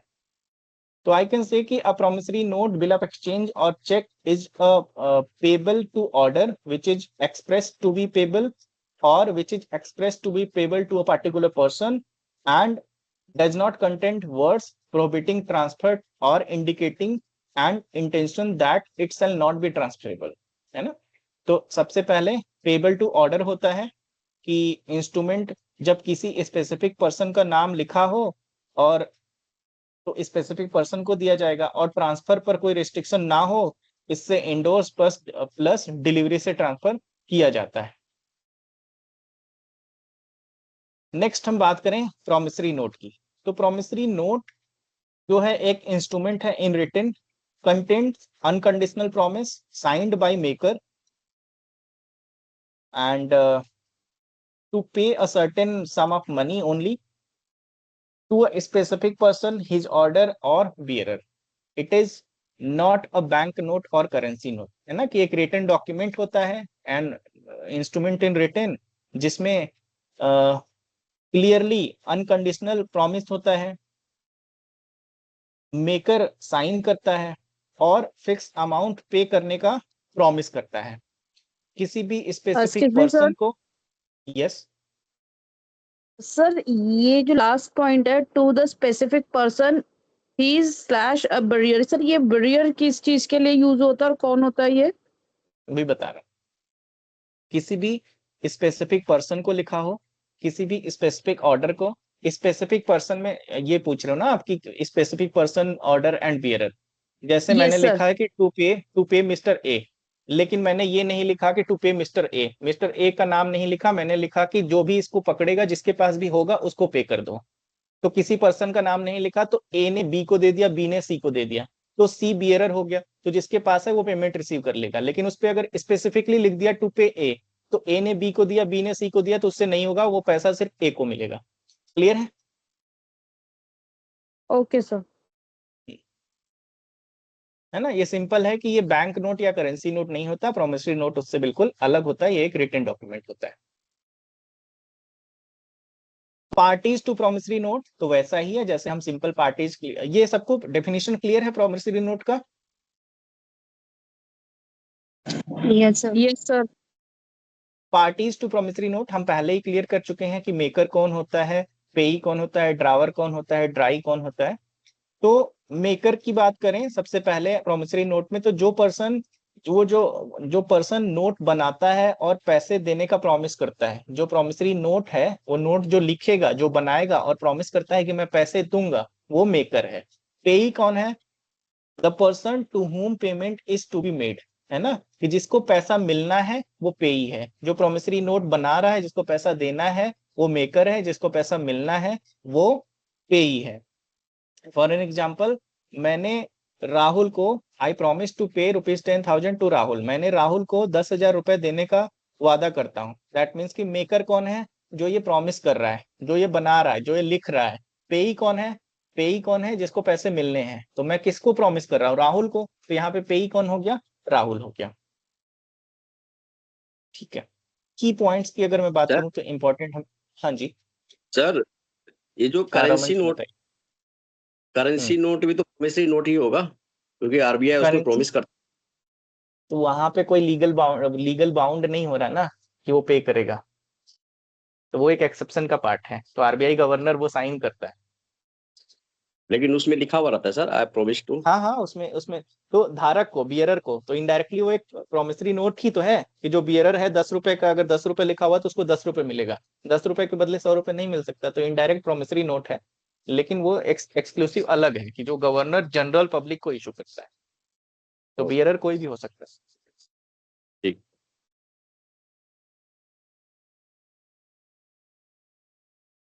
मेन पॉइंट यही है कि प्रॉमिस होना चाहिए, ऑर्डर नहीं है, प्रॉमिस है, रिटन होना जरूरी है, फिक्स्ड अमाउंट होना जरूरी है, मेकर जो है प्रॉमिसरी नोट के उसके साइन होना जरूरी है, और 2 पार्टीज मिनिमम होनी जरूरी है।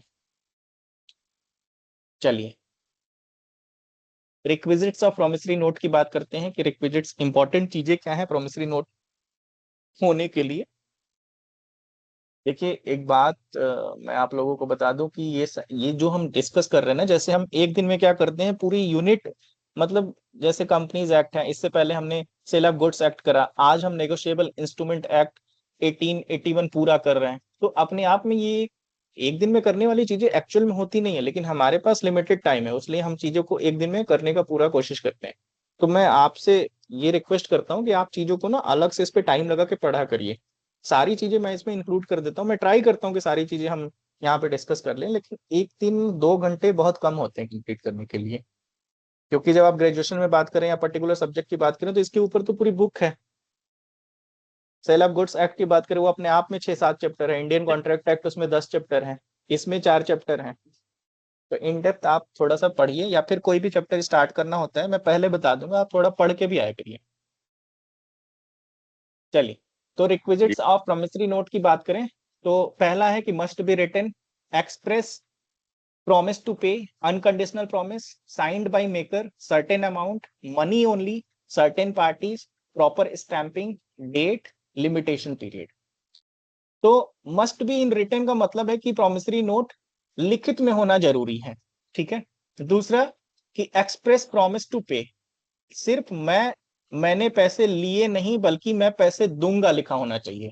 मैंने पैसे लिए ये नहीं है, there must be a clear promise to pay, not just an acknowledgement. Acknowledgement का मतलब है कि मैंने पैसे लिए, ये लिखना प्रॉमिसरी नोट नहीं है। मैं पैसे दूंगा, ये लिखना प्रॉमिसरी नोट है।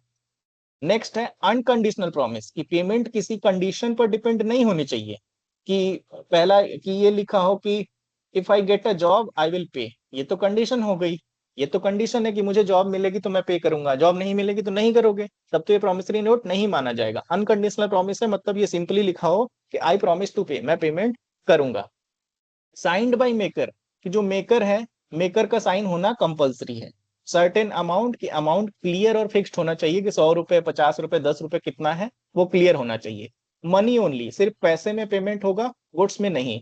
That payment must be only in money, not in services, not in goods. Certain party, कौन पैसा देगा और कौन लेगा क्लियर होना चाहिए। बियरर लेगा, स्पेसिफिक पर्सन लेगा, ऑर्डर पे होगा, ये क्लियरली मेंशन होना चाहिए। प्रॉपर स्टैंपिंग होना चाहिए as per Indian stamp act 1899, stamp लगना जरूरी है, बिना स्टैंप के कोर्ट में एक्सेप्ट नहीं होगा, कोर्ट में एक्सेप्ट नहीं होगा तो इनवैलिड माना जाएगा। डेट, डेट लिखना इंपॉर्टेंट है कि कब इशू हो रहा है, कितने टाइम के लिए है।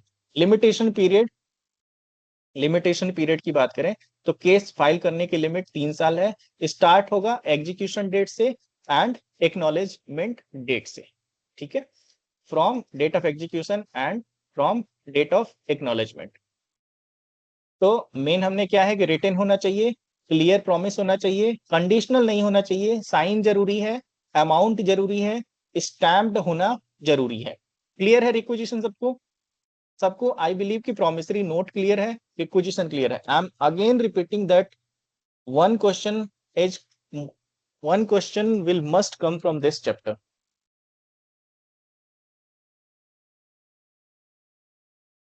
नेक्स्ट हम बात करते हैं बिल ऑफ एक्सचेंज की, है ना। तो bill of exchange is an instrument in writing containing an unconditional order signed by drawer directing a certain person, drawee, to pay a certain sum of money only to a specific person, his order bearer. It is an order to pay, not a promise. उसमें क्या था? Promise to pay. इसमें क्या है? Order to pay. Simple सा difference है, उसमें order नहीं हो सकता था, इसमें ऑर्डर है, ठीक है। तो बिल ऑफ एक्सचेंज, बाकी सारी चीजें मोस्टली सिमिलर है कि एक रिटन डॉक्यूमेंट है, वो भी एक रिटन डॉक्यूमेंट था, जिसमें प्रॉमिस नहीं है, जिसमें एक ऑर्डर है पेमेंट का, जिसमें ड्रावर है वो साइन करेगा, इसमें भी ड्रावी को पेमेंट मिलेगा, जो एक्सेप्टर उसको पेमेंट मिलेगा, फिक्स्ड अमाउंट किसी स्पेसिफिक पर्सन को देने के लिए या जो बियरर है उसको पे करने के लिए, ये ऑर्डर होता है, ये प्रॉमिस नहीं होता है। वहां पे क्या था? वहां पे क्या था कि वो प्रॉमिस था, वो ऑर्डर नहीं था। Am I clear to everyone? Yes sir. चलिए पार्टीज की बात करें, parties to bill of exchange, तो पहला ड्रावर होगा, दूसरा ड्रावी होगा एंड तीसरा पेई होगा। ड्रावर कौन है? जो पर्सन बिल बनाता है और पेमेंट का ऑर्डर देता है। ड्रावी कौन है? जिसको पेमेंट करने के लिए बोला जाता है, जो एक्सेप्ट कर लेता है तो एक्सेप्टर बन जाता है ना, वो ड्रावी बन जाता है। कि the person who is directed to pay, when he accepts the bill, he becomes the acceptor. Payee कौन है? The person to whom payment is to be made, जिसको पैसा मिलना है। For an example, देखो यहाँ पे हमने एग्जाम्पल लिखा हुआ है कि A orders to pay 10,000 to C, A orders B to pay 10,000 to C। A ने B को बोला कि C को 10,000 रुपए देने के लिए। यहाँ पे A कौन है? ड्रावर है। B कौन है? ड्रावी है। ड्रावी ने एक्सेप्ट कर लिया कि हाँ मैं दे दूंगा, तो B एक्सेप्टर बन जाएगा। P कौन है? C कौन है? पेई है। क्लियर है? और क्या कह सकते हैं कि बिल ऑफ, ना लेट लोग होते हैं कि बिल ऑर्डर टू पे है, 3 पार्टीज होती हैं, ड्रावी एक्सेप्ट करे, एक्सेप्टर बन जाता है, फिक्स्ड अमाउंट होना चाहिए। बिल ऑफ एक्सचेंज ये है कि तुम पैसा दो। बिल ऑफ प्रॉमिसरी नोट क्या है? कि मैं पैसा दूंगा। चलिए requisites of bill of exchange की हम बात करें तो unconditional order, money only, certain amount, certainty of time, order to pay, signature of drawer जो बना रहा है, certain drawee, date and place, proper stamping. Unconditional order कि बिल में क्लियर और बिना कंडीशन का ऑर्डर होना चाहिए कि पेमेंट किसी कंडीशन पर डिपेंड नहीं करेगी कि मुझे एक महीने बाद 1 लाख रुपए मिलेगा तब पेमेंट करना होगा, ऐसा कुछ नहीं होगा, अनकंडीशनल होना चाहिए। मनी ओनली, पेमेंट सिर्फ पैसे में होनी चाहिए, गुड्स और सर्विसेज में नहीं होगी। सर्टेन अमाउंट, कि अमाउंट क्लियर और फिक्स्ड होना चाहिए। सर्टेनिटी ऑफ टाइम, पेमेंट का टाइम क्लियर लिखा होना चाहिए। ऑर्डर टू पे, ये ऑर्डर होता है, डायरेक्शन होता है, प्रॉमिस नहीं होता, ये सिंपली ऑर्डर होता है। सिग्नेचर ऑफ ड्रावर, कि ड्रावर के साइन होने जरूरी है, बिना साइन के वैलिड बिल नहीं माना जाएगा। सर्टेन ड्रावी, कि ड्रावी का नाम क्लियर होना चाहिए कि कौन पैसा देगा। हमने कहा कि ए ने ऑर्डर दिया बी को किसी को पैसा दे दो, ए ड्रावर है, बी ड्रावी है और सी पेई है। पेई फिक्स नहीं होगा, ये क्लियर, ये हो सकता है, लेकिन जो ड्रावी है वो फिक्स होना चाहिए कि कौन पैसे देगा, हम किसको ऑर्डर दे रहे हैं पैसे देने के लिए, वो पर्सन फिक्स होना चाहिए, उसके बिना वैलिड नहीं होगा। डेट एंड प्लेस, कि बिल में डेट, प्लेस, कहाँ बना या कहाँ पेबल है, ये लिखा होना चाहिए। Proper stamping, as per Indian stamp act 1899 के अकॉर्डिंग स्टैंप होना चाहिए, स्टैंप लगना जरूरी है, बिना स्टैंप के वैलिड नहीं माना जाएगा। ठीक है, क्या क्या हमने देखा कि अनकंडीशनल ऑर्डर होना चाहिए, मनी होना चाहिए, फिक्स्ड अमाउंट होना चाहिए, टाइम क्लियर होना चाहिए, ड्रावर का साइन होना चाहिए, ड्रावी क्लियर होना चाहिए, कौन पैसा देगा ये क्लियर होना चाहिए, डेट एंड प्लेस मेंशन होना चाहिए, एंड स्टैंप लगना जरूरी है। क्लियर है सबको? Yes sir. चलिए नेक्स्ट हम बात करते हैं चेक की। तो चेक एक बिल ऑफ एक्सचेंज है, drawn on a specified banker payable on demand, है ना, कि बिल ऑफ एक्सचेंज का टाइप है ये, जो बैंक पर ड्रॉ होता है और हमेशा डिमांड पर पेबल होता है। बैंक पर ड्रॉ होता है और हमेशा डिमांड पर पेबल होता है।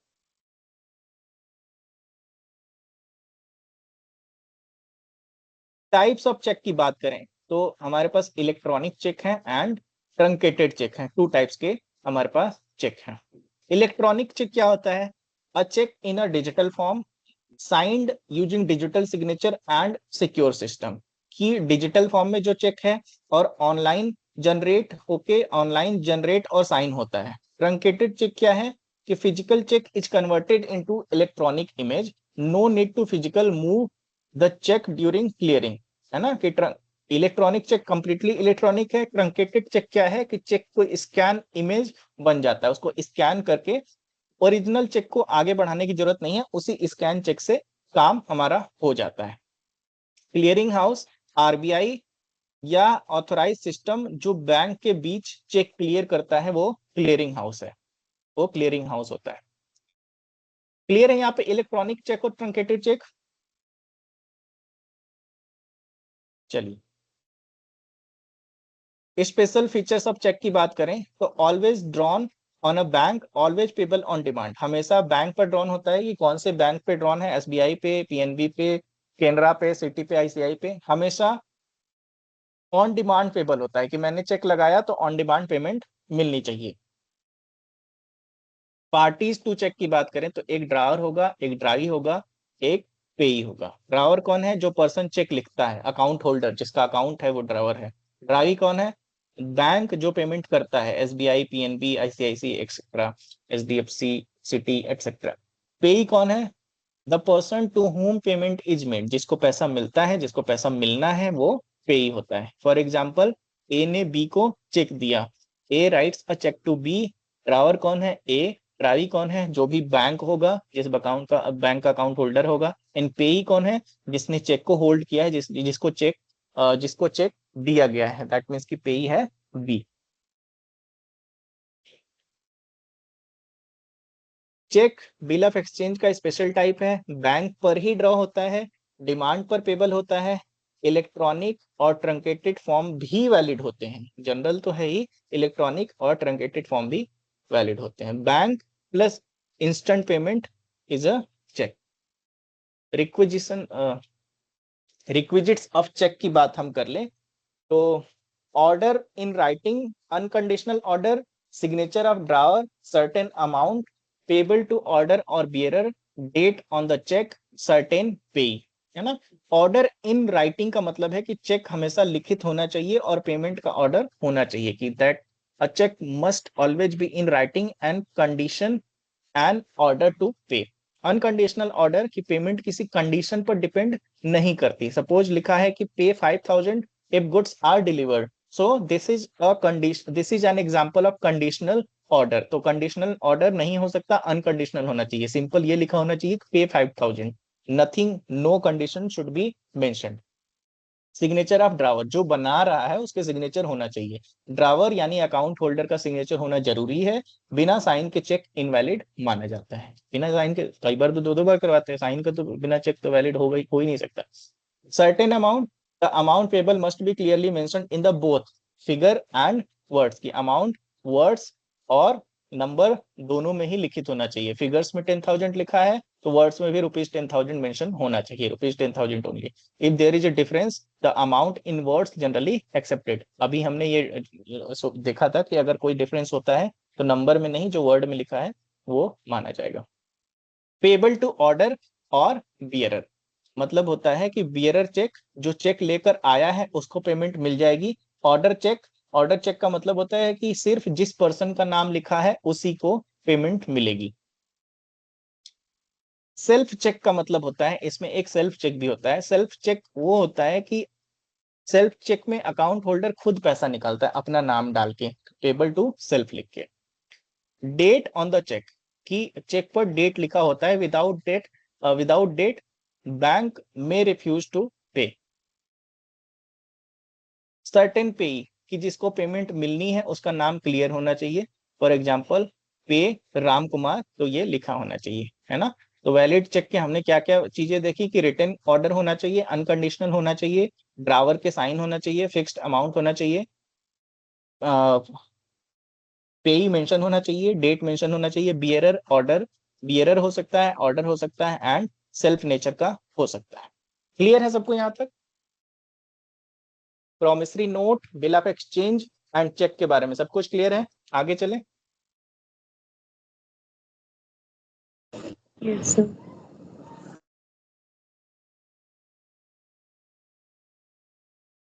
ये 2 मिनट का ब्रेक ले लेते हैं, पानी वानी पी लेते हैं फिर.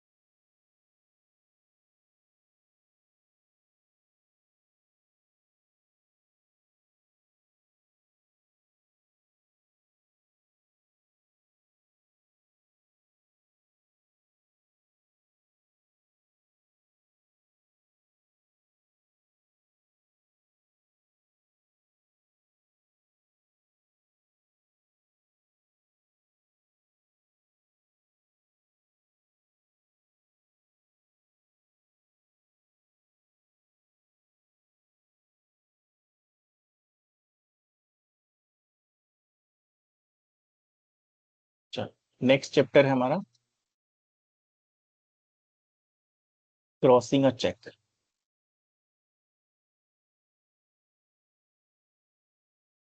क्रॉसिंग अ चेक का मतलब होता है कि the bank is instructed not to pay cash over the counter. कि क्रॉस चेक कर दिया का मतलब है कि अकाउंट ट्रांसफर ही होगा। The payment should be made only through bank account. It is ये क्या करता है कि सिक्योरिटी इंक्रीज कर देता है और इंश्योर करता है कि पेमेंट राइट पर्सन के राइट अकाउंट में जाए, है ना। कि चेक क्रॉसिंग का मतलब यही होता है कि बैंक को बोला जाता है कि वो कैश डायरेक्टली मत दो, पैसा सिर्फ अकाउंट में ट्रांसफर करो। इससे सिक्योरिटी ही बढ़ जाती है कि राइट पर्सन को पैसा मिलता है। Who can cross a cheque? कि क्रॉस चेक क्रॉस कौन कर सकता है? ड्रावर जो बना रहा है, होल्डर, या फिर बैंकर। कि ड्रावर जो चेक बनाता है वो पहले से ही चेक को क्रॉस कर सकता है।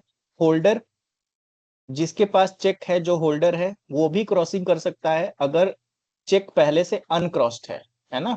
तो general crossing, specific, special crossing कर सकता है, वो अभी हम डिस्कस करेंगे, जनरल एंड स्पेसिफिक। बैंकर जिस बैंक के फेवर में चेक है वो उसे आगे किसी और बैंक के फेवर में क्रॉस कर सकता है ना। एसबीआई के पास है, एसबीआई पीएनबी के फेवर में क्रॉस कर सकता है। दूसरा बैंक एजेंट की तरह काम करता है। जिसने जिसको काम करना है, जिसको ट्रांसफर करना है, वो एजेंट की तरह करेगा। जिसने क्रॉस किया है वो प्रिंसिपल की तरह एक्ट करेगा। तो पर्सन रोल इन क्रॉसिंग में बात करें तो ड्रावर इशू करता है, इशू करते टाइम क्रॉस कर सकता है। होल्डर अनक्रॉस चेक को क्रॉस कर सकता है। बैंकर स्पेशल क्रॉसिंग करके आगे ट्रांसफर कर सकता है। टाइप ऑफ क्रॉसिंग की हम बात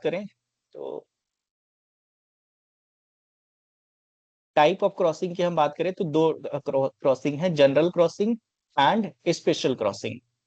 जनरल क्रॉसिंग ये कहता है कि a cheque is said to be general crossed, two parallel lines are drawn on cheque with और without words like and company, not negotiable, payment is made only. ये तो हमें पता है कि क्रॉस है तो बैंक से ही होगा, है ना। तो जनरल क्रॉसिंग का मतलब है कि चेक पर दो पैरेलल लाइन ऐसे टेढ़ी खींच दी जाती है, तो वो जनरल क्रॉसिंग है। कैश पेमेंट नहीं मिलती, सिर्फ बैंक अकाउंट में क्रेडिट किया जाता है ना। जनरल क्रॉसिंग और स्पेशल क्रॉसिंग में क्या डिफरेंस है? जनरल क्रॉसिंग कहता है कि चेक पर दो पैरेलल लाइन बना दी जाती है, कैश पेमेंट नहीं मिलती और सिर्फ बैंक अकाउंट से ही पेमेंट होगा। स्पेशल क्रॉसिंग ये कहता है कि चेक पर स्पेसिफिक सब कुछ जनरल क्रॉसिंग जैसा ही होगा। दो लाइनें खींच दी जाएंगी, कैश पेमेंट नहीं होगी, सिर्फ बैंक में ही पेमेंट ट्रांसफर होगी। लेकिन यहाँ पे फर्क क्या है? स्पेशल क्रॉसिंग में चेक पर स्पेसिफिक बैंक का नाम लिख दिया जाता है। चेक पर स्पेसिफिक बैंक का नाम लिख दिया जाता है, तो वो स्पेशल क्रॉसिंग माना जाता है। पेमेंट सिर्फ उसी बैंक के थ्रू ही होगी, सब कुछ बाकी जनरल बैंक की तरह ही होगा। नाम लिखा है, पर्सन का लिखा रहेगा, लेकिन यहाँ पे बैंक का स्पेसिफिकली नाम लिख दिया जाता है। So if I talk about कि क्या फर्क है general crossing and special crossing में, तो आइडेंटिफिकेशन, जनरल क्रॉसिंग में सिर्फ लाइन होंगी दो, स्पेशल क्रॉसिंग में लाइन भी होंगी और बैंक का नाम लिखा होगा। जनरल क्रॉसिंग में थ्रू एनी बैंक पेमेंट हो सकती है, स्पेशल क्रॉसिंग में थ्रू स्पेसिफिक बैंक जिसका नाम लिखा होगा उसी से पेमेंट हो सकती है। जनरल क्रॉसिंग में रिस्क जो है, सिक्योरिटी मॉडरेट है। स्पेशल क्रॉसिंग में बैंक का भी नाम लिखा है तो सिक्योरिटी हाई है। एग्जाम्पल, दो पैरेलल लाइन खींची गई है तो वो जनरल है, दो parallel line with bank name है तो वो जनरल है, स्पेशल है। क्लियर है सबको जनरल वर्सेस स्पेशल क्रॉसिंग?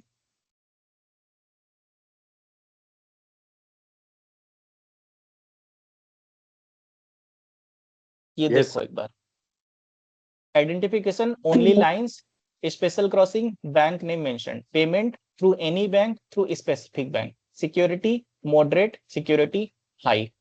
देखो ये जनरल क्रॉसिंग है, सिर्फ दो लाइन खींची गई है, बैंक का नाम लिखा है। ये स्पेशल क्रॉसिंग है तो दो लाइन और बैंक का नेम भी मेंशन है। नेक्स्ट हम बात करते हैं due date of a bill और नोट। तो ड्यू डेट का मतलब है कि the date is the date on which payment become payable. In case of time instrument, 3 extra days are called days of grace are added. तो grace period उसकी अभी बात करेंगे हम। तो ड्यू डेट का सिंपल यही मतलब है कि जिस डेट पे पेमेंट करनी है और टाइम इंस्ट्रूमेंट में 3 दिन एक्स्ट्रा मिलते हैं, जिसको ग्रेस पीरियड बोलते हैं। तो days of grace 3 days rule की बात करता है। दैट मीन्स कि डिमांड वाले इंस्ट्रूमेंट को छोड़ के सबको 3 दिन एक्स्ट्रा मिलता है final due date, original date plus 3 grace date. तो instrument not entitled to grace में कौन से आ जाएंगे? जो डिमांड वाले हैं। दैट मीन्स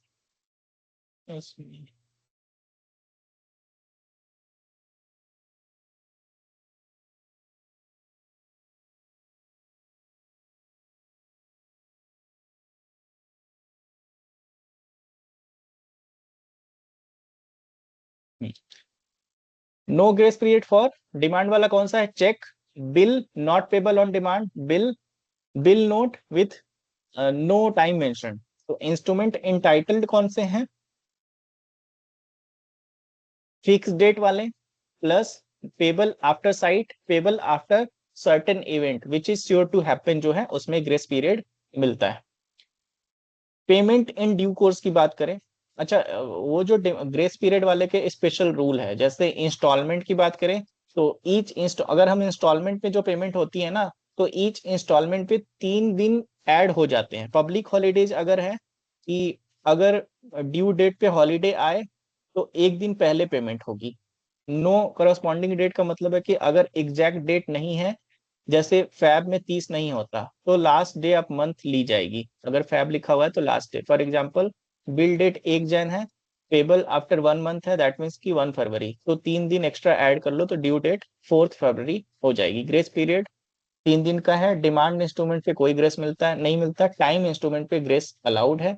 हॉलीडे है तो प्रीवियस वर्किंग डे ही पेमेंट डे मानी जाएगी। इंस्टॉलमेंट है तो सेपरेट 3 दिन का ग्रेस पीरियड दिया जाएगा। टाइम बिल में 3 दिन का मिलता है, डिमांड बिल में नहीं मिलता है। पेमेंट इन ड्यू कोर्स की हम बात करते हैं कि पेमेंट टाइम पीरियड के अंदर ही करना होता है।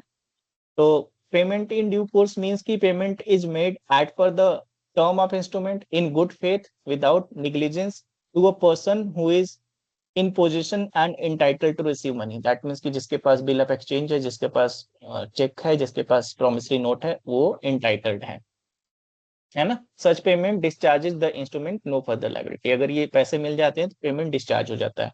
तो पेमेंट इंस्ट्रूमेंट के रूल के अकॉर्डिंग होनी चाहिए, गुड फेथ में, बिना नेग्लिजेंस के होना चाहिए, सही पर्सन को देनी चाहिए, एंड पेमेंट के बाद लायबिलिटी, अगर पेमेंट खत्म हो जाएगी, पेमेंट दे दिया तो लायबिलिटी भी खत्म हो जाएगी। Conditions of payment in due course में हम बात करें तो अकॉर्डिंग टू एपरेंट टेनर, दूसरा है मेड बाय ड्रावी और acceptors to the right person, good faith and without negligence and no suspicion. According to apparent tenor का मतलब होता है कि पेमेंट इंस्ट्रूमेंट के टर्म एंड कंडीशन के हिसाब से होना चाहिए। टाइम से पहले पेमेंट वैलिड नहीं है। Made by dry and acceptor का मतलब है कि पेमेंट ड्रावी जो है या एक्सेप्टर करे, सिर्फ पैसे में पेमेंट हो, कैश और चेक में कोई भी गुड्स एंड सर्विसेज में पेमेंट नहीं होगी। टू द राइट पर्सन की पेमेंट उसको मिले जिसके पास इंस्ट्रूमेंट है और जो लीगली इंटाइटल्ड है। तो जिसके पास इंस्ट्रूमेंट है that person is legally entitled until and unless उस पे स्पेसिफिकली नेम मेंशन ना हो। गुड फेथ में होना चाहिए, विदाउट नेग्लिजेंस होना चाहिए कि पेमेंट ईमानदारी से और ध्यान से हो, एंड फॉर्ज सिग्नेचर से पेमेंट ना हो, कोई फ्रॉड तरीके से पेमेंट ना हो।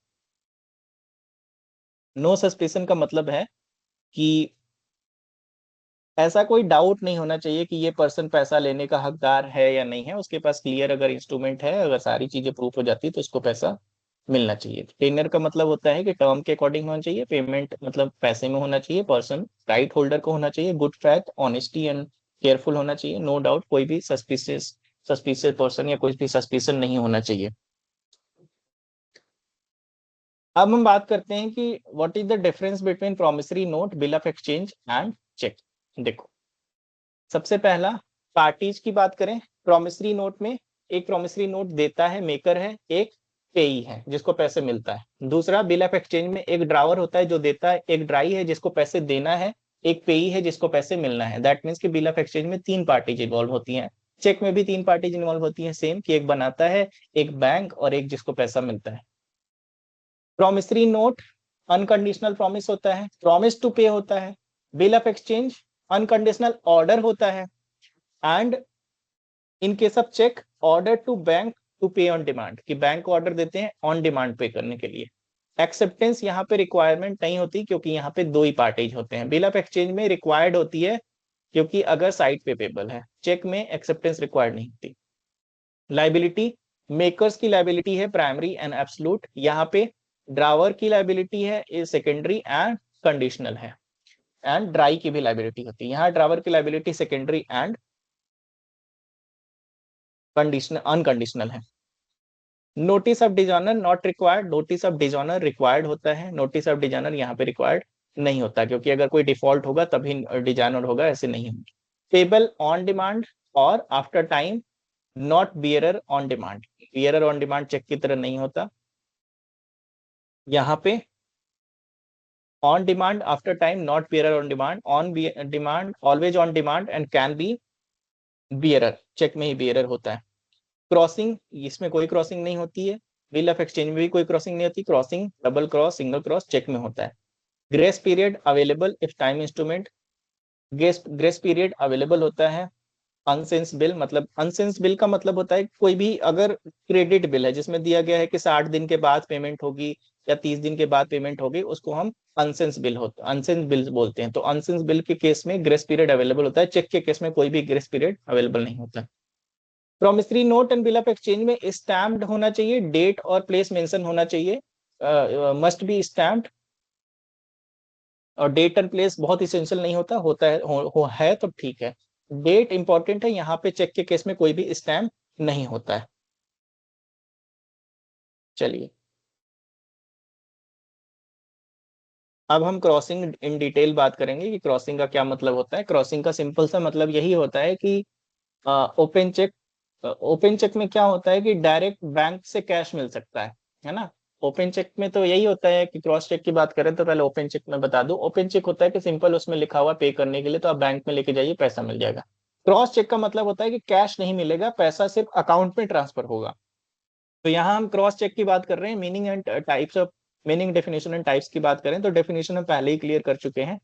तो क्रॉस का मतलब होता है चेक पर 2 पैरेलल लाइन बना होना चाहिए और बैंक को इंस्ट्रक्शन है क्रॉस चेक है तो कैश नहीं देना है, सिर्फ अकाउंट के थ्रू ही पेमेंट होगा। तो सिंपली यही है, क्रॉसिंग मींस कि drawing 2 parallel lines on the face of a cheque and it is a direction to the bank, do not pay cash over the counter, pay only through a bank account.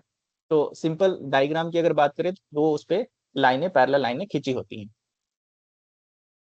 Open versus crossed cheque की हम बात करते हैं। तो open versus cross check, मैंने open versus हम पहले ही discuss कर चुके हैं कि जो कैश मिल सकता है काउंटर पे ओपन है, जो क्रॉस है वो कैश नहीं मिलेगा, पेमेंट थ्रू बैंक अकाउंट ही होगा। ऑब्जेक्टिव क्या है? सिक्योरिटी बढ़ाना, सेफ्टी एंड सिक्योरिटी से पेमेंट होना, मिसयूज फ्रॉड वगैरह को रोकना, इंश्योर करना कि सही पर्सन को पेमेंट मिले, इजी ट्रैकिंग ऑफ ट्रांजेक्शन, कि ट्रांजेक्शन को इजीली ट्रेस किया जा सके। काइंड्स ऑफ क्रॉसिंग हम पहले अभी डिस्कस कर चुके हैं, general crossing and special crossing. General crossing क्या होती है कि 2 पैरेलल लाइन खींची जाती है लेकिन उस पे बैंक का नाम नहीं लिखा जाता है। स्पेशल क्रॉसिंग में पैरेलल लाइन भी होती है प्लस बैंक का नाम भी लिखा जाता है।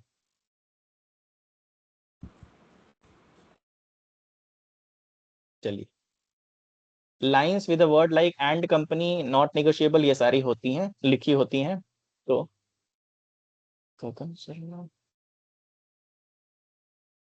देखो, फॉर्म्स ऑफ जनरल क्रॉसिंग है कि ऐसे 2 पैरेलल लाइन है, किसी कंपनी का नाम लिख सकते हैं, किसी पर्सन का नाम लिख सकते हैं, कुछ भी लिख सकते हैं, और सारे एग्जांपल जनरल क्रॉसिंग के हैं। इसेंशियल एलिमेंट्स की अगर मैं बात करूं तो 2 पैरेलल लाइन बनाने जरूरी हैं। Line should not cover important text, line कोई टैक्स को कवर नहीं करेगा। Usually drawn on the left side, generally left side, cheque के लेफ्ट साइड पे बनाई जाती है। Words like and company optional है, कोई पर्सन का नाम एंड कंपनी ऑप्शनल है। Not negotiable can be added but not compulsory, not negotiable added कर दिया जा सकता है बट कंपल्सरी नहीं है कि किया ही जाएगा। इफेक्ट ऑफ जनरल क्रॉसिंग की अगर मैं बात करूं तो पहला है कि डायरेक्शन टू बैंकर, दूसरा है पेमेंट थ्रू बैंक ओनली, तीसरा है bankers responsibility. Direction to bank, लिखना है इसमें, सॉरी सेक्शन सर पूरा लिखना होगा। नहीं, सेक्शन नहीं लिखना। सेक्शन आप सही लिखोगे तो एक्स्ट्रा नंबर नहीं मिलेंगे, गलत लिखोगे तो नंबर कट जाएंगे, तो it's your choice.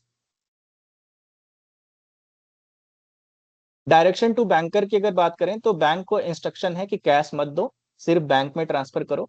Payment through bank only, payment through bank only का मतलब है कि पेमेंट सिर्फ बैंक के थ्रू होगी, काउंटर पर कैश नहीं मिलेगा। बैंकर्स रिस्पॉन्सिबिलिटी कि बैंक को चेक करना होगा कि पैसा सही अकाउंट में जा रहा है, गलत पेमेंट बैंक की रिस्पॉन्सिबिलिटी होगी, ये बात आप ध्यान रखना।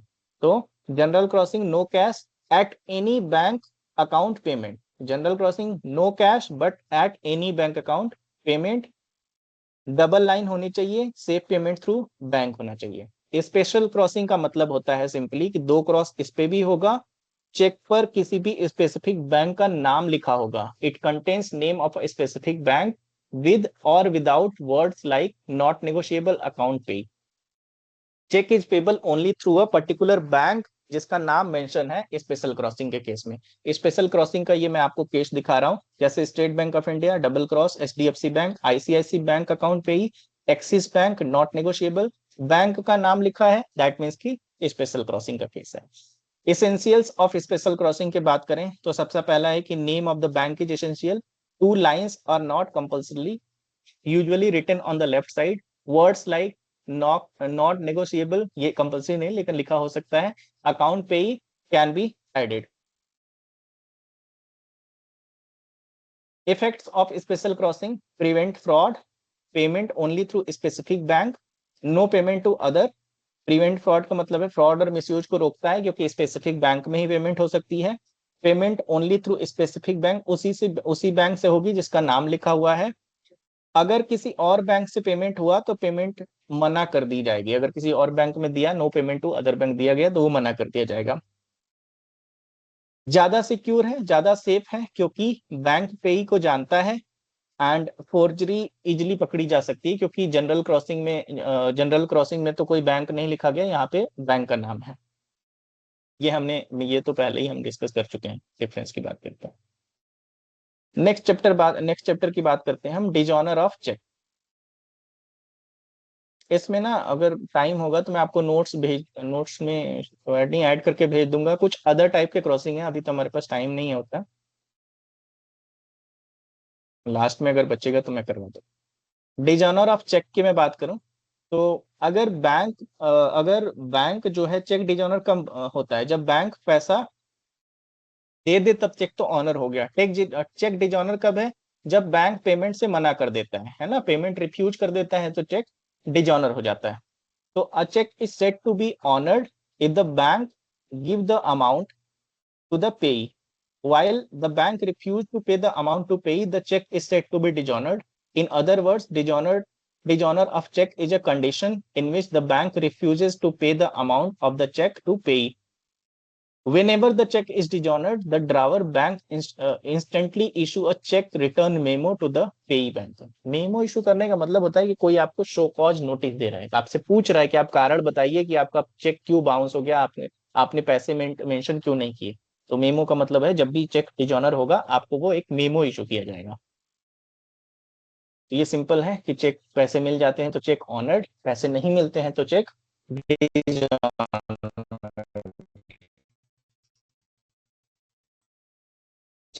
मेमो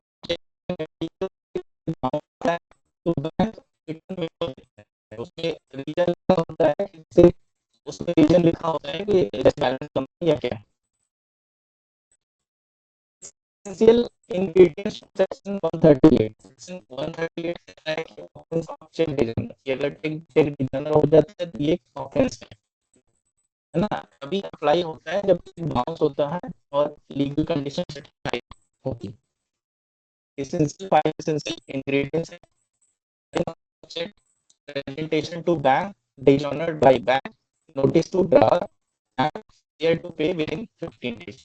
पहला है ड्राइंग ऑफ चेक कि ड्रावर ने चेक इशू किया होगा, अब जिसको चेक मिला होगा वो चेक टाइम के अंदर बैंक में प्रेजेंट किया होगा, दूसरा है प्रेजेंट बैंक।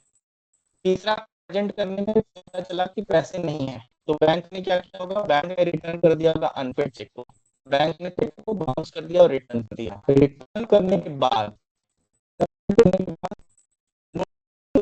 जिसने चेक बनाया था पेई को पेई क्या करेगा, पेई को ड्रावर को लीगल नोटिस भेजना होता है। लीगल नोटिस भेजा कि तुमने जो चेक दिया तो बाउंस हो गया, अब तुम 15 दिन के अंदर डिमांड करो, 15 दिन के अंदर पैसे की पेमेंट करो। तो पेमेंट की डिमांड करेगा पेई ड्रावर से। नेक्स्ट है failure to pay within 15 days, कि अगर ड्रावर 15 दिन के अंदर पेमेंट नहीं करता तब ऑफेंस माना जाएगा, और ऑफेंस कंप्लीट होता है तो लीगल कॉन्सिक्वेंसेस है। क्या है कि चेक इशू होगा, चेक को बैंक में प्रेजेंट किया जाएगा, चेक बाउंस हो जाएगा, बाउंस होने के बाद ड्रावर को नोटिस दिया जाएगा, नोटिस के बाद ड्रावर को 15 दिन के अंदर पैसे देने, 15 दिन के अंदर पैसे नहीं देगा तो बाउंस माना जाएगा, बाउंस की ऑफेंस हो जाएगा। अभी एक राजपाल यादव का रिसेंट केस चल रहा था, तो अगर पांचों कंडीशन सेटिस्फाई हो जाते हैं तो वो 138 को सेक्शन 138 को एसेंशियल लिमिट में कंप्लीट करने के लिए, अगर 138 कंप्लीट हो जाता है तो डिजाइनर ऑफ चेक माना जाता है। तो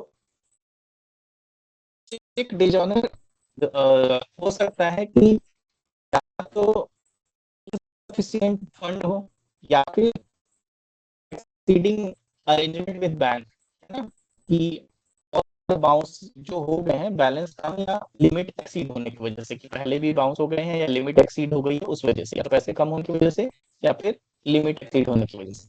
पनिशमेंट क्या है कि अगर चेक बाउंस हो जाता है तो इम्प्रिजनमेंट 2 साल तक की इम्प्रिजनमेंट लग सकता है, जेल हो सकती है 2 साल तक की, या फिर फाइन लग सकता है चेक अमाउंट के डबल तक की। अगर चेक 2 लाख का था तो फाइन देना पड़ेगा 4 लाख रुपए, या फिर 2 साल तक जेल और फाइन दोनों हो सकती है। कंडीशन की बात करें तो कंडीशन पहला यही है कि presentation of cheque, notice failure to pay within 15 days. पहला यही है कि चेक को 3 महीने के अंदर प्रेजेंट करना होगा, चेक के ऊपर जो डेट लिखा है उस डेट से 3 महीने के अंदर प्रेजेंट करना होगा। नोटिस टू ड्रावर अगर बाउंस हो जाता है तो पेई जो है 30 दिन के अंदर नोटिस भेजेगा ड्रावर को जिसने चेक लिखा है। नोटिस भेजने के बाद जो ड्रावर है failure to pay within 15 days, जो ड्रावर को 15 दिन के अंदर पैसों का पेमेंट करना होगा नोटिस मिलने की। अगर नहीं कर पाता है तो ऑफेंस माना जाएगा, ऑफेंस माना जाएगा तो उसके ऊपर लीगल एक्शन होगा। यही है ना, cheque issued present within 3 month, dishonour notice within 30 days, no payment within 15 days, offence under section 138। चलिए थैंक यू, मेरे तरफ से खत्म हो गया। अब किसी को डाउट है तो बताइए यहाँ पे। सर इससे रिलेटेड क्वेश्चन कैसे आ सकते हैं सर, जैसे आप बता रहे हो किससे कंपलसरी है कि क्वेश्चंस आएगा एग्जाम में, तो वो कैसे और किस सिंपल क्वेश्चन है, बहुत सिंपल क्वेश्चन। मैं कुछ आपको भेज दूंगा या करवा दूंगा, सिंपल स्ट्रेट फॉरवर्ड क्वेश्चन है। Okay sir. डाउट है किसी को?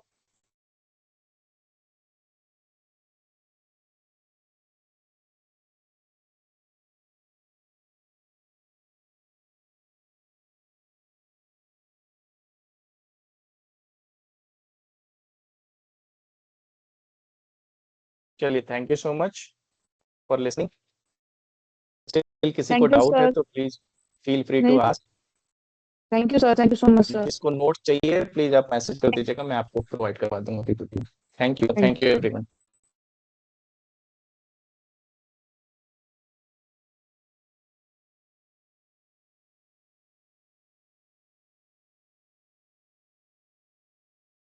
समर्थ समर्थ ऑनलाइन में आया हुआ भाई। सर क्वेश्चन पेपर कैसे आएगा? ऑफलाइन में आते हो आप? डिस्कस कर लेंगे टाइम हुआ तो नेक्स्ट क्लास। सर ऑनलाइन भी कर लेंगे कुछ, ऑफलाइन आना। ऑनलाइन नहीं आते, ऑफलाइन नहीं आते।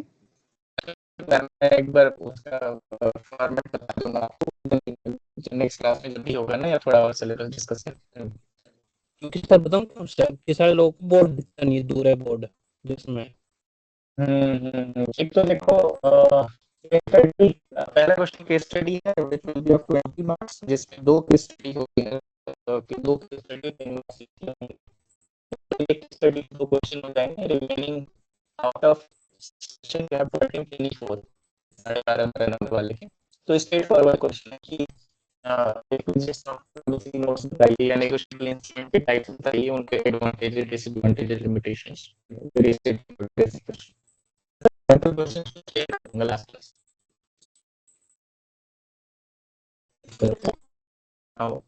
Thank you so much good night Okay, thank you.